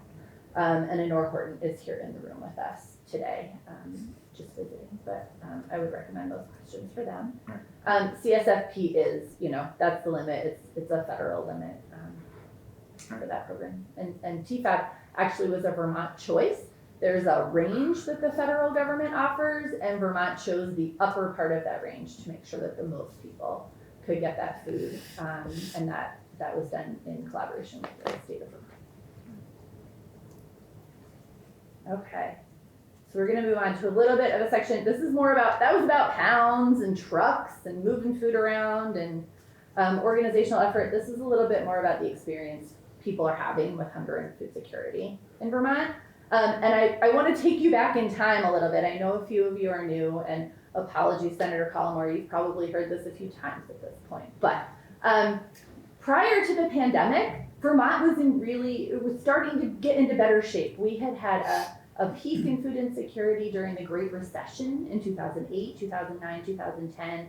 And efforts of partners across the state, the Vermont Food Bank, Hunger Free Vermont, and the state of Vermont were helping to draw that number down. Although I will say that at its best prior to the pandemic, we were still at 1 in 10 people, experiencing food insecurity on a regular basis, which is much more than we would all like to have be the status quo in our state. I also want to predicate this with the general notion that food security data is really complicated. The USDA is our best sort of rolling source of food security data, but Vermont is small compared to many other states in the country, and so the data that we get from the USDA is actually a 3-year average. So it's the year that it is indicated for plus the prior 2 years averaged together. And so sometimes, like when we have rapidly changing conditions in our state, that can give a little bit of a skewed view, and we sort of look at it and go, the pandemic is a good example of that. Our 2023 data captures 2022 and 2021, when there were lots of resources available for people. There was much more money coming into our state through ARPA and CARES Act funding. There was much more food flowing through our state from the Farmers to Families program. It was just, 2021 was a little different than 2023. The UVM also does collect some food security data, but it is not with the regular cadence that the USDA does. So there are sort of some varying sources of this. So we use our own data, we use some 3 squares information to try and regularly look at those sources to try and get an idea of like, what is really going on? And sometimes we will have a big spike in attendance at one of our Veggie Van Go events, and we'll go, oh, that's telling us that something is going on. Is it just for that community, or is this a statewide trend? So this is just to sort of share the ambiguity that some of this data may show. But I do want to make sure you at least get a brief overview. Oh, come on here. The computer doesn't seem to want to, there we go. So this is that arc I was telling you prior to the pandemic, where we had a sort of rise in food security during the Great Recession, and it came down. You can see 2018 starting to level out. And then there's this dip in 2020, 2021, and 2022. And that was when far more resources were flowing into our state to mitigate the impacts of the pandemic, to the restaurant closures, to job disruptions, to income disruptions. And it really worked for people. This is actually proof we have that those programs helped, because our food shelves, food pantries, direct distribution events, partners around the state actually saw a decrease in some of that need for a short time. And this is also the same period when Three Squares Vermont benefits were at a higher benefit level because of pandemic emergency allotments. And that made a huge difference for a lot of people who experienced food insecurity and were eligible for that program. The other thing that we have seen in Vermont, and I think I might have my slides backwards, yeah. So these are sort of some month-to-month peaks and spikes, just to show you how things sort of fluctuate, even for us on a month-to-month basis. And this is May through November, and the blue is 2023 and the red is 2024. And if you remember, I certainly do, both 2023 and 2024 had some extreme weather events in July and August. And you can see how there's sort of a dip afterwards in September when everyone is still sort of like trying to figure out what to do.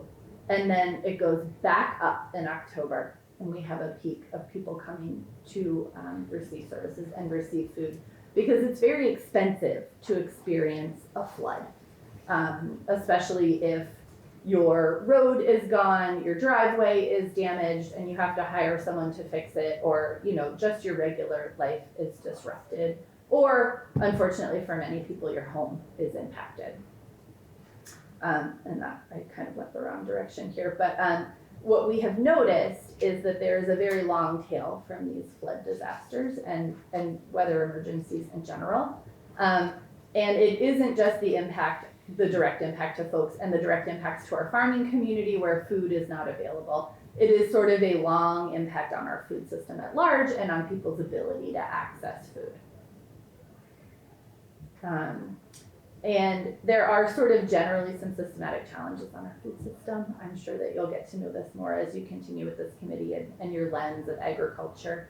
But we are here to work together with you as a committee and as a Senate to find some permanent, dignified, and sustainable solutions for food security to continue to bring those food insecurity rates down. And as a state, you have some critical policy choices to make that will help us do that. I'm going to just share with you our request as an organization this year, and some things that we hope that you will be able to help us do in order to mitigate these challenges for constituents in your districts. We're seeking a total appropriation of $5 million this year. A portion of that is $1.75 million in responsive readiness funding from the Vermont Emergency Management budget, in the hope of helping us be prepared for these ongoing natural disaster type emergencies, as well as the everyday emergencies that continue to impact people. We do consider food security an everyday emergency for households around the state, and the work that we're doing every day to be emergency mitigation.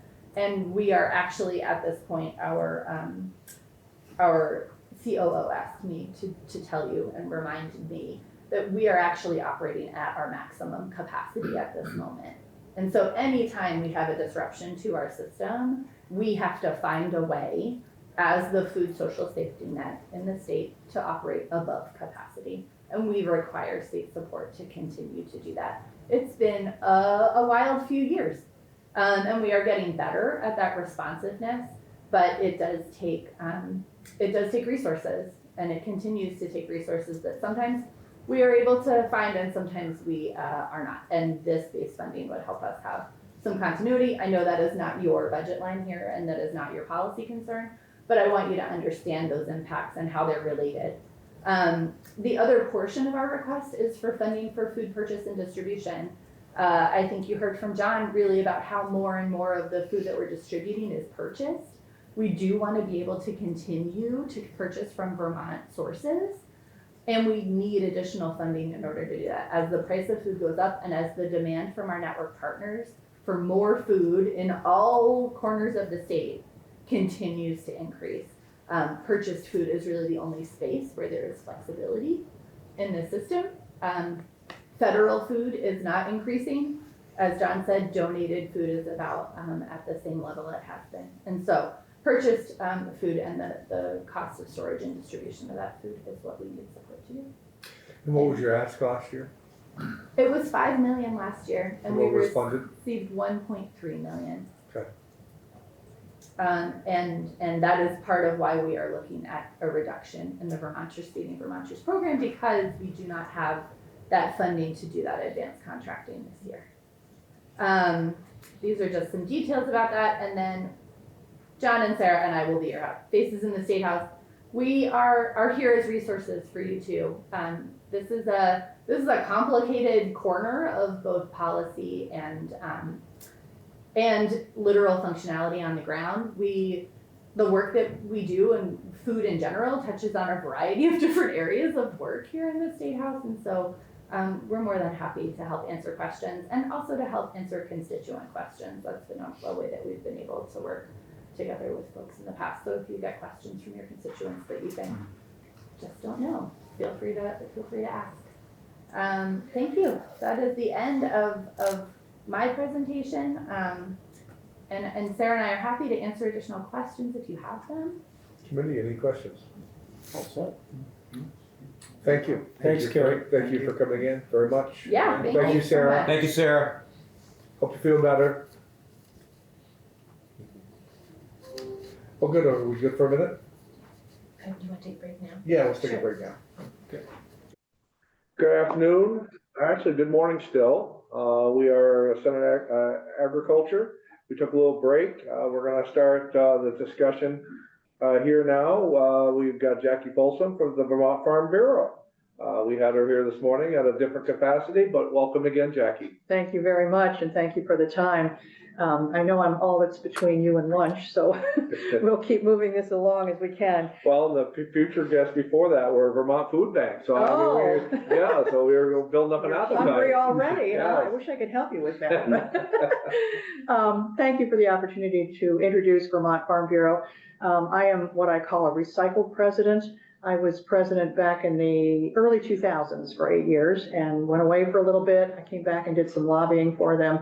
And then I was elected a year ago in November, and my term will be up this November at our annual meeting.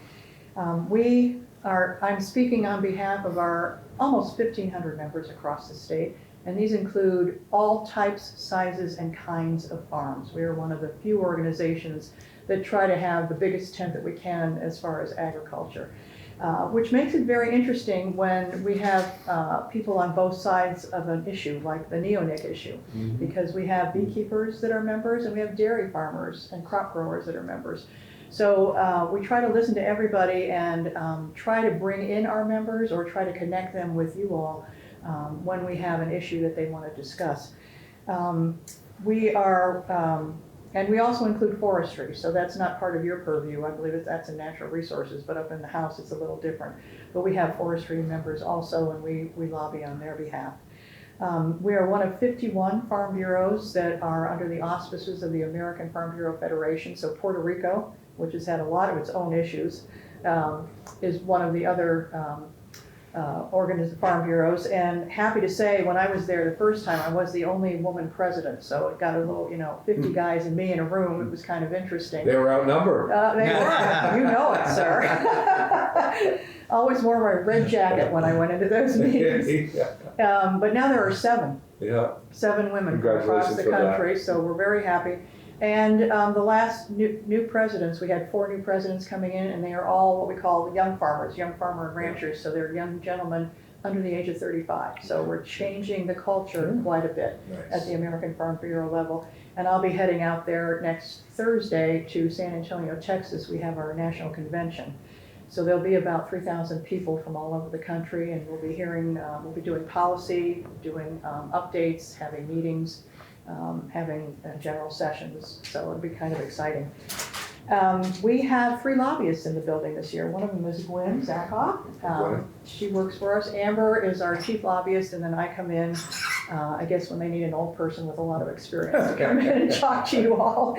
So you will see us all around, and I think, Senator, you know how to get a hold of me or Amber if you need anything. So please make use of those connections. We have, as our goals through Vermont Farm Bureau, we want to advocate for our members. We want to educate people who don't understand what we're talking about. And we also follow our policy. So every year in November, we go through our policy book, and we've whittled it down. I think we were up to 75 pages of all sorts of things that you wouldn't imagine would affect agriculture, but as I said earlier, everything in this building does affect agriculture. We've gotten that winnowed down to about 40 pages, and some of the things that we were very interested in, I was glad I was in here earlier with Mike, we worked with him many, many years, are the PFA issue. Because what's happening, as you could ascertain, is that the farmer's at the bottom of that pile. You know, where do you get rid of the sludge? Spread it on fields. Oh, you're going to destroy a farm. Collateral damage, kind of like the fairs. So we're very interested in following that issue, and we want to make sure that our farmers are not unfairly accused or not given the tools to help the situation as it goes forward. So that's something that we will be looking at. We hosted a meeting, and Gwen facilitated. It was called Bridging the Divide in October. We thought we were going to have good weather in October, but it was Vermont, so it was 35 degrees, and we were in a barn up in East Montpelier. No. We were very cozy, but we had 16 different organizations who normally, albeit we're all in agriculture, don't necessarily talk to each other. So we were very happy to be the group that made the invitation to have everybody in, and it was astonishing as we sat down. Of course, it ended up kind of in, so here was a silo of these kind of agriculturists, and here's a silo here. But at the end, those silos got broken down, and we discovered that we had more commonalities than we did differences. And so it led to a lot of good coalition building. It led to a lot more discussion. It even led to trust building, which I think is important anywhere, but particularly in the ag world, where you get large farms versus smalls, or beekeepers versus crop growers, and that sort of thing. So that is what we really try to do, because we're such a big tent for agriculture. We have the organic and the conventional within our membership. We really try to make sure that all voices are heard. This past year, we worked as a coalition with NOFA and with the Intervale on a project. I'm not sure, NOFA's been in here, I think, talking about yesterday. the emergency Yep. funding for farmers. So we worked with them to fine tune that. We worked to agree to what the message would be, and I just had a quick conversation with Maddie Kempner out in the hallway. It looks like things are moving along with that, and we will be one of the supporting organizations as far as we can be in what the plan is to make sure that we have funding for farmers going forward. Because as you have heard, sometimes we're at the bottom of the pile, and people don't think, we need funding for anything, because they think that we have it all the time, or that we're making a lot of money from our commodities, which is not true. We also worked with the Vermont Dairy Producers Association on what collaborative issues we can work on with them. So we're trying, just as in this building, to build partnerships so that we can make sure that our voices are heard in a more strong situation than it's been in the past. I also worked with Ellen Kaler. The Working Lands Coalition is coming back. I don't know, I missed the last couple of meetings, but I know we were invited as Farm Bureau to come in and find out what was going on and to see how we can help promote that group, and we will be continuing to have that discussion. Our policy interests this year, I'll just talk real quick before I invite the rest of the folks to speak. Number one, last year we were all kind of blindsided when ag laborers lost their exclusion to collectively to unionize. And luckily, we were able to have that changed into a study, and Senator Collmore was on that committee this year, and they've had a report come through. Apparently, that report talks less about unionization and more about wages and housing. And we had questions, I did testify, we brought in folks from New York Farm Bureau who have passed an overtime and minimum wage bill. We talked about that. We have concerns that there was conversation within the study committee that farmers shouldn't be allowed to include housing as part of your wage. I want to tell you that most of our farmers do pay more than minimum wage, whatever kind of employees they have, because they can't find help. And so we will be watching this, if any bill comes through, we will be watching the report that comes through in the discussion, because we're very concerned about what may happen to our farms and how that will work. We are not against unions. We are not against paying wages to our employees. We are not against helping them become better people to help on our farms. What we were challenged with was this seemed to be focused more on large dairy farms than anything else. And I can tell you that there are other types of farms that have employees with housing. I will also tell you that, and this just made the paper, Champlain Valley Housing Trust just released some more funding for farm labor housing. And that was a program that Senator Starr and Vermont Farm Bureau worked with many years ago. And they put $2 million, I think it was $2 million into the VHCB. And that, the first $1 million was actually oversubscribed, where farmers really wanted to fix up their housing, fix up the problems within the housing, and however else they could help their employees. There's just been another pot of money that's been released. And so we'll be following that very closely. But farmers are actively making sure that their employees, as well as their animals, are taken very well care of, because that's how they make their living. We have a couple people here today that are going to talk about current use. It's always something that we watch, because we don't really want it changed, because once you open that up, anything can happen. And it's Farm Bureau policy that if current use is opened up and there are major changes made, we would ask for an easy out. In other words, there wouldn't be a penalty or a fine if people want to get out of the program if there's been a major change. The equine folks are looking at some challenges that they have in the current use program, including there are, I think, 15 definitions of agriculture scattered throughout your statutes. Which always makes it interesting when you try to pass legislation and wonder which one you're going to use. And the equine folks have been left out of some of these definitions, including one that would help them with current use, which has to do with the exemption of buildings. So they're going to be looking at making and asking for changes to the statute on that, and they'll talk about that.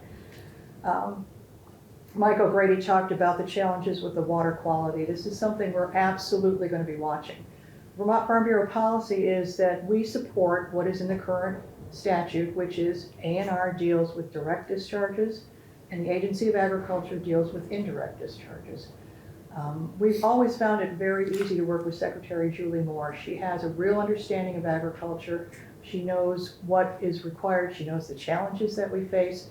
And so I'm looking forward to the conversation, and it ends up in a positive way for our farmers. We understand that we're under the gun with the EPA and the lawsuit, and we want to be able to come in and tell our side of the story, and I know that you folks will be willing to listen to us. When Senator Starr was here, there was an attempt to update the right to farm law, and I think it ended up on the wall when you folks adjourned last year. I think we're going to be working with the Vermont Dairy Producers Association, and maybe I think I've heard Senator Douglas might be introducing an update to that. And we certainly support right to farm.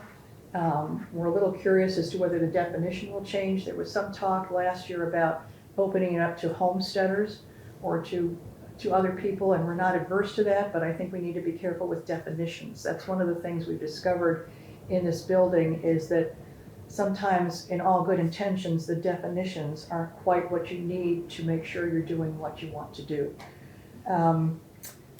We are looking with interest at, the governor just appointed a new land use board. That was the old natural resources board. One of those gentlemen, Alex Weinhagen, we actually worked with quite extensively when we were promoting the agritourism zoning bill a couple years ago, and he's a very, very smart guy, and he understands agriculture. So I'm excited about that. But I'm also a little leery about the fact that they're looking at what is a natural resource. Well, it might be different for somebody that isn't farming or isn't in forestry. So another definition that we need to make sure is not harmful to ag or forestry. And as I said before and earlier, all things in this building touch agriculture. We pay taxes, we have vast trails. One of the things I'm really looking forward to this year with the change in the committee makeup is the ability to go into the Senate Natural Resources Committee. Because in the past, we have been denied access for things that affected us, such as and that's one of the things that might come up, although I doubt it, the water withdrawal bill that you all passed a couple years ago. That gave mandatory reporting to all industries except agriculture, and that had to go through the Agency of Natural Resources. The farms that use withdraw water for irrigation, that was another unintended consequence, and we got pulled into the conversation, but we were never allowed into the Senate Natural Resources Committee to discuss our case until 5 minutes at the very end. So that was a little frustrating for us, and we're hoping with help from this committee and with the new people on that committee that will not happen. So we will be watching very carefully what goes on in all committees. Gwen is assigned to the Natural Resources Committee and the Transportation. And, to a certain degree, capital bill for funding in there, and then appropriations, and kind of anything else, because Amber and Jackie and the ag committees are going on full time in the House for sure, and you guys meet in the morning, so we have to kind of divide and conquer. So you won't see me a lot in here, but I'll be in natural resources and finance and approaches and other committees. So she is our eyes and ears, and that's how we divide that up. So I do, obviously, the ag committees, probably also be watching natural resources. I also watch appropriations primarily because the fairs sometimes get involved in that conversation. So we try to watch everything that goes on in this building. And Linda knows how to get in touch with me. Senator Collimore and Senator Ingalls know how to get in touch with me. Cindy Cahart knows how to get in touch with me. So if there's anything that you have questions regarding Farm Bureau or fairs or anything that you just might like to have an offline conversation with, we're always available, and we really appreciate the time. So I have with me today several guests that are Farm Bureau members. Mary White is my first vice president, and she's a dairy farmer down in, remind me, Topsom? No, Corinth. And she's just built a new dairy barn. Art Whitman is my second vice president, and he is down in Bennington, and he's a custom operator down there with, used to own a feed company down there. Eliza Schraver is one of my field staff. We have two. She's in the southern area, so she takes care of Addison, Bennington, Windsor, Wyndham, a couple others as needed. And she's also a goat farmer over in New York State. Yay! And then I have Jeanette Cole, who is the president of the Vermont Horse Council, and she will be introducing Heidi Krantz, and they are the two that will be speaking about challenges to equine in the current use. So I'd like to start off with Mary.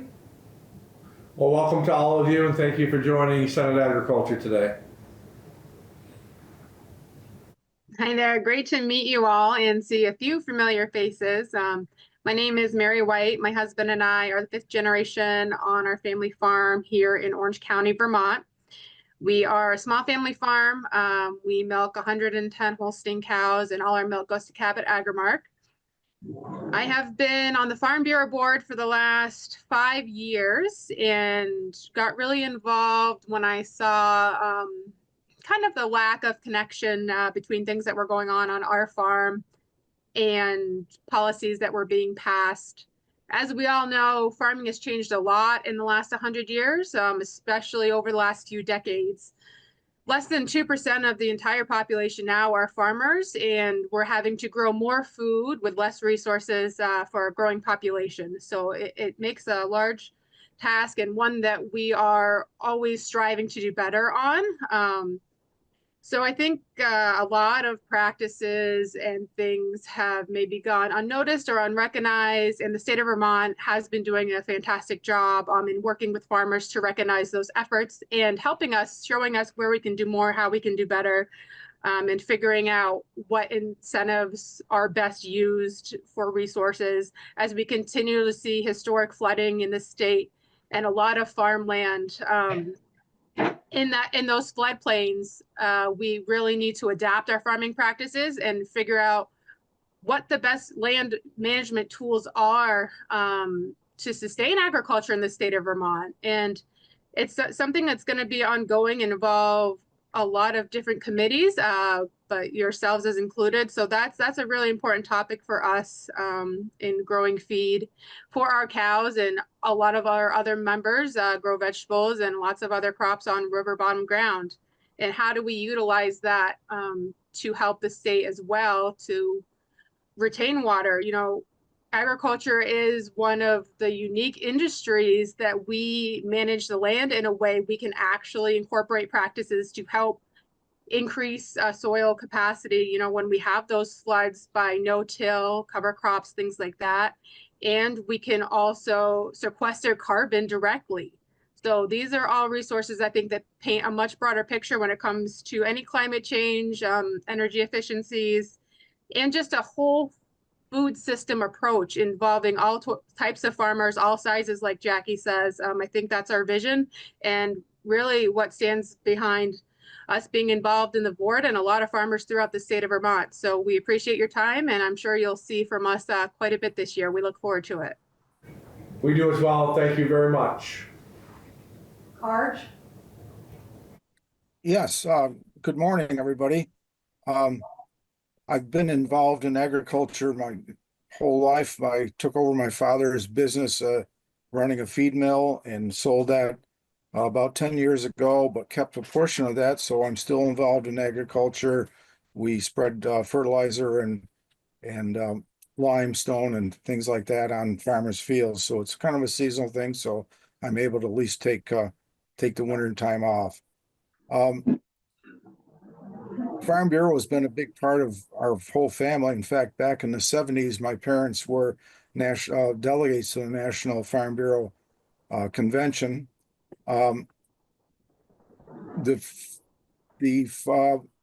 heyday of Farm Bureau was about back in the 60s and 70s, when we could offer a health insurance program with membership, and that ability was taken away. And now, as fewer and fewer farms throughout the state, and especially in Bennington County, we've only got one farm, possibly two farms left, and they're both owned by people from New York State, since we're so close to the border here. It becomes imperative that we start looking at other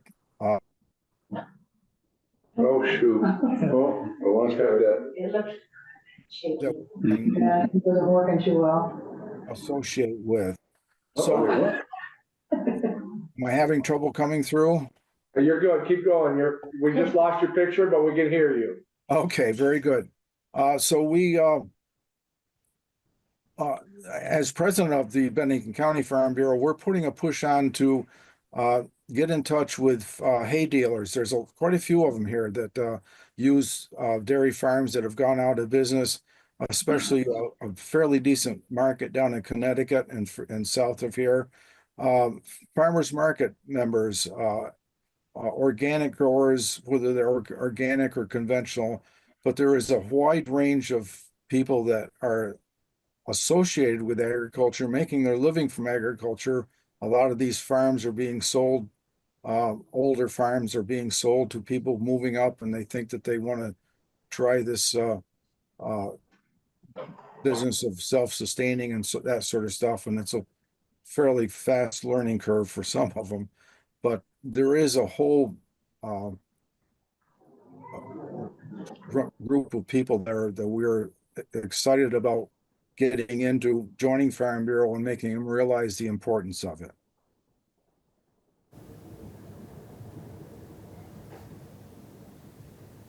Did we lose him? No. Thank you, Art. I believe he's done. Yep. Okay. Thank you, Art. Art, who'd you sell your feed business to? To Josh Pauline up in Newport. Yeah, know him very well. Good friend of mine. Yeah, all good. Well, thank you very much. Eliza? Good morning, everyone. As Jackie mentioned before, I'm Eliza Shraver. I am the Southern Field Rep for Vermont Farm Bureau. I cover everything south of Addison and Orange. I am pretty much that link between the county members and Amber and the State House, giving them as many resources as I can, helping them reach out to folks that they may need to talk to help solve issues or problems or concerns on their farm as well. We also assist them with hosting events throughout the counties. Last year, Rutland County put on a wonderful youth dairy cattle judging clinic and competition in junction with New York Farm Bureau. A great event. They had close to 60 to 70 kids from New York and Vermont there learning how to judge cattle. A great way for those kids to experience agriculture and learn a little bit more. They also hosted a legislative luncheon in Rutland County on a smaller dairy farm in Fairhaven, and invited different candidates out to visit the farm, have a little bit more some intimate conversations with members, and also to see a working dairy in Vermont. We strive for nice casual events where you can really have those wonderful one-on-one conversations with our members. I feel as though those are very productive conversations.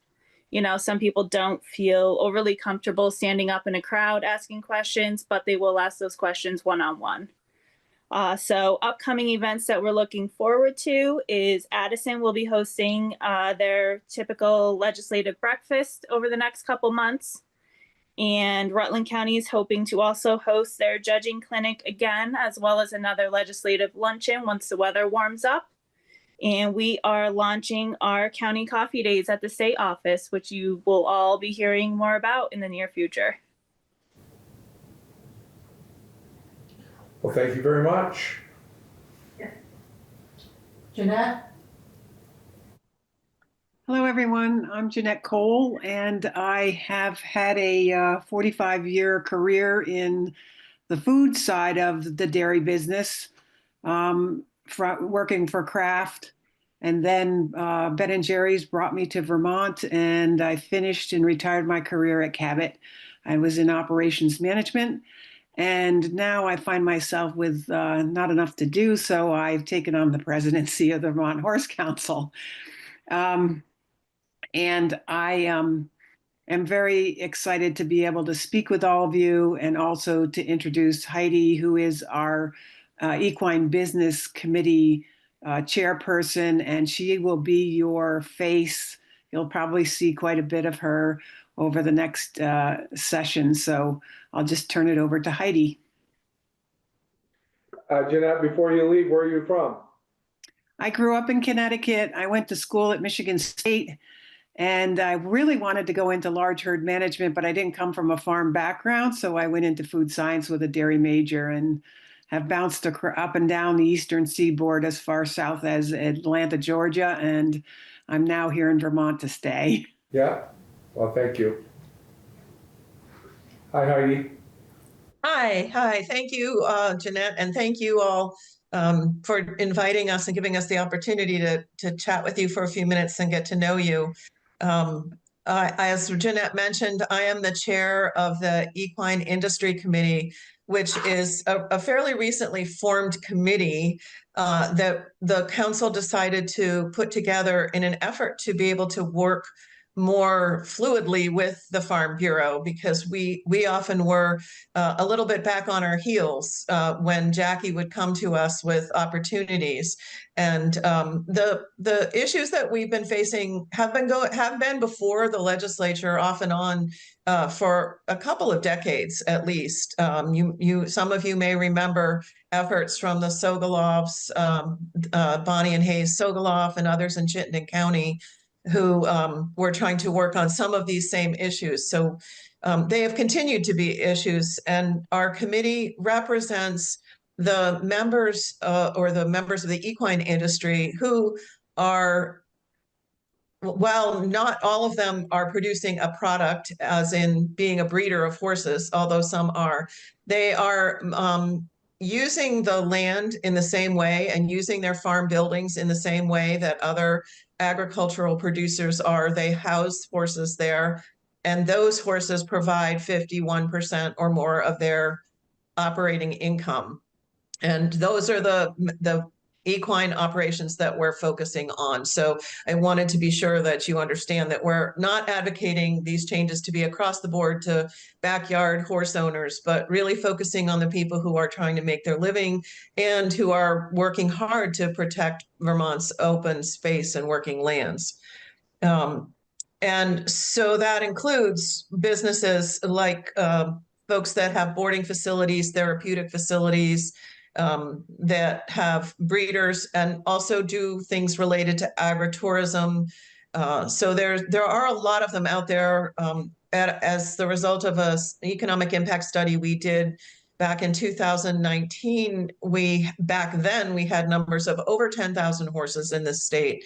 And I'm happy to share with you at some point more information that we have available on our website from that economic impact study. The main thing that I want you to be aware of now is how much we appreciate the work of the Farm Bureau, because they really are our doorway to being able to be aware of what's happening with the work that you're doing. We're very happy to work with you in any way to provide information. And as a start of that, you should all find in your inboxes a letter from Jeanette with the work that was done by the Vermont Law and Graduate School on our behalf to research the state statutes and find all those many definitions of agriculture that Jackie referred to earlier, as a way to open the door to that conversation, because there are some disparities that are confusing at best in the equine industry. For example, equine operations are regulated by the required agricultural practices, but do not get the same kinds of benefits that other operations would get in terms of the taxation of equine related buildings. So we're trying to find a way to get a more level playing field for people, because the impacts have been big enough that there are equine businesses that are leaving the state because they can't afford to continue to do business here. And I think that that's an unfortunate circumstance, because many of these are young, agriculturally oriented Vermonters who want to protect the land here and who want to continue to work and live here. So I'm very happy to connect with any of you as needed and to provide more information. And I look forward to working with you and hope you have a successful year. Thank you, Heidi. And where are you from, Heidi? I am from Craftsbury up in Orleans County. Yeah, good. Yep. Well, welcome and thank you. Yes, thank you. Thanks, guys. One of the things that Eliza mentioned was we're inviting our counties to host county coffee days. We recently sold our building in Richmond and moved 97 State Street right next to the theater down here. So we're going to ask our counties to come into the office and send invitations to their legislators, both Senate and House, just to come down, meet some of our members, say hi, figure out where we are. We're actually in a good spot because when you all walk somewhere to a meeting, you walk right by our building. So sometimes we knock on the window and say hi, or sometimes we'll run out and grab you, but we're right in the thick of it. We're very happy to be down in that spot. Eliza and Kate are other field staff, and we haven't had field staff for many, many years. And as she said, they go out and they work with members, they help put on events. She's a Zoom queen, so if our members want to have a Zoom meeting, Addison's having a Zoom tomorrow night. And it allows me to go to these meetings without having to drive all that way. I live in Cabot, so, you know, when they say higher elevations and snow, that would be me. So what I do have is our latest newsletter. I don't know, Eliza, has this gone out yet to the members? I have to email it over to the printer today, and then it's going to get mailed out probably within the next couple days. So you're getting a preview because my members haven't even seen it yet. But I'll pass this out. Linda, there's one there for you too, for the files. Thank you. And also, a brochure, membership listing. The other thing I'd just like to say in closing is that one of the things we do with the 3 lobbyists that we have here in the building, every Friday during the session, we send out, we call it the UTGD, Under the Golden Dome, appropriate. And it goes out to all of our members via email, or if they don't have email, because we do still have some that do not, it goes out snail mail.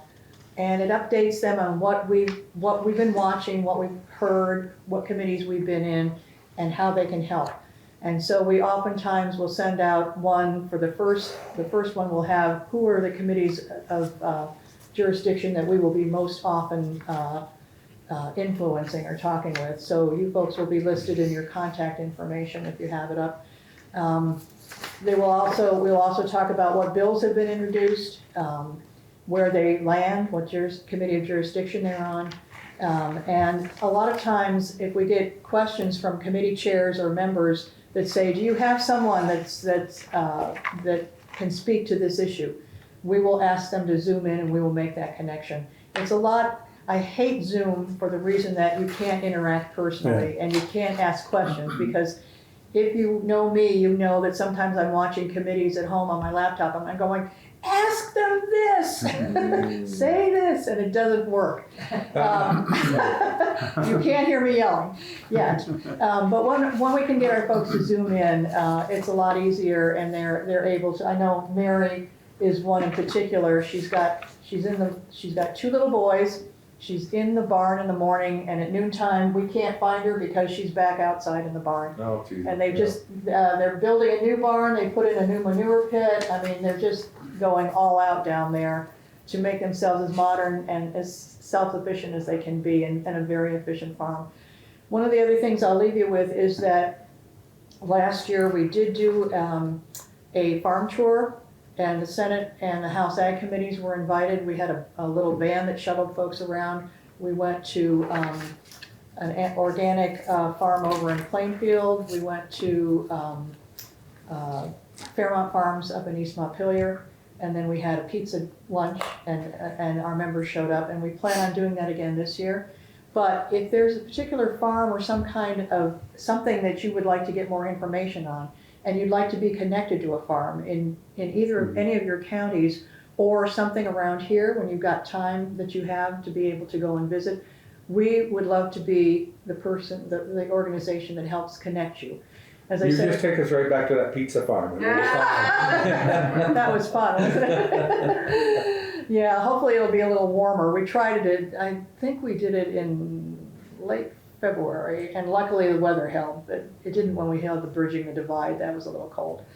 But anytime you need a connection, we want to be the connection between whatever kind of agriculture you're looking for and the members that we have. And we will set you up with people who aren't even our members, because we think it's important that you learn about agriculture any way that you need to learn it.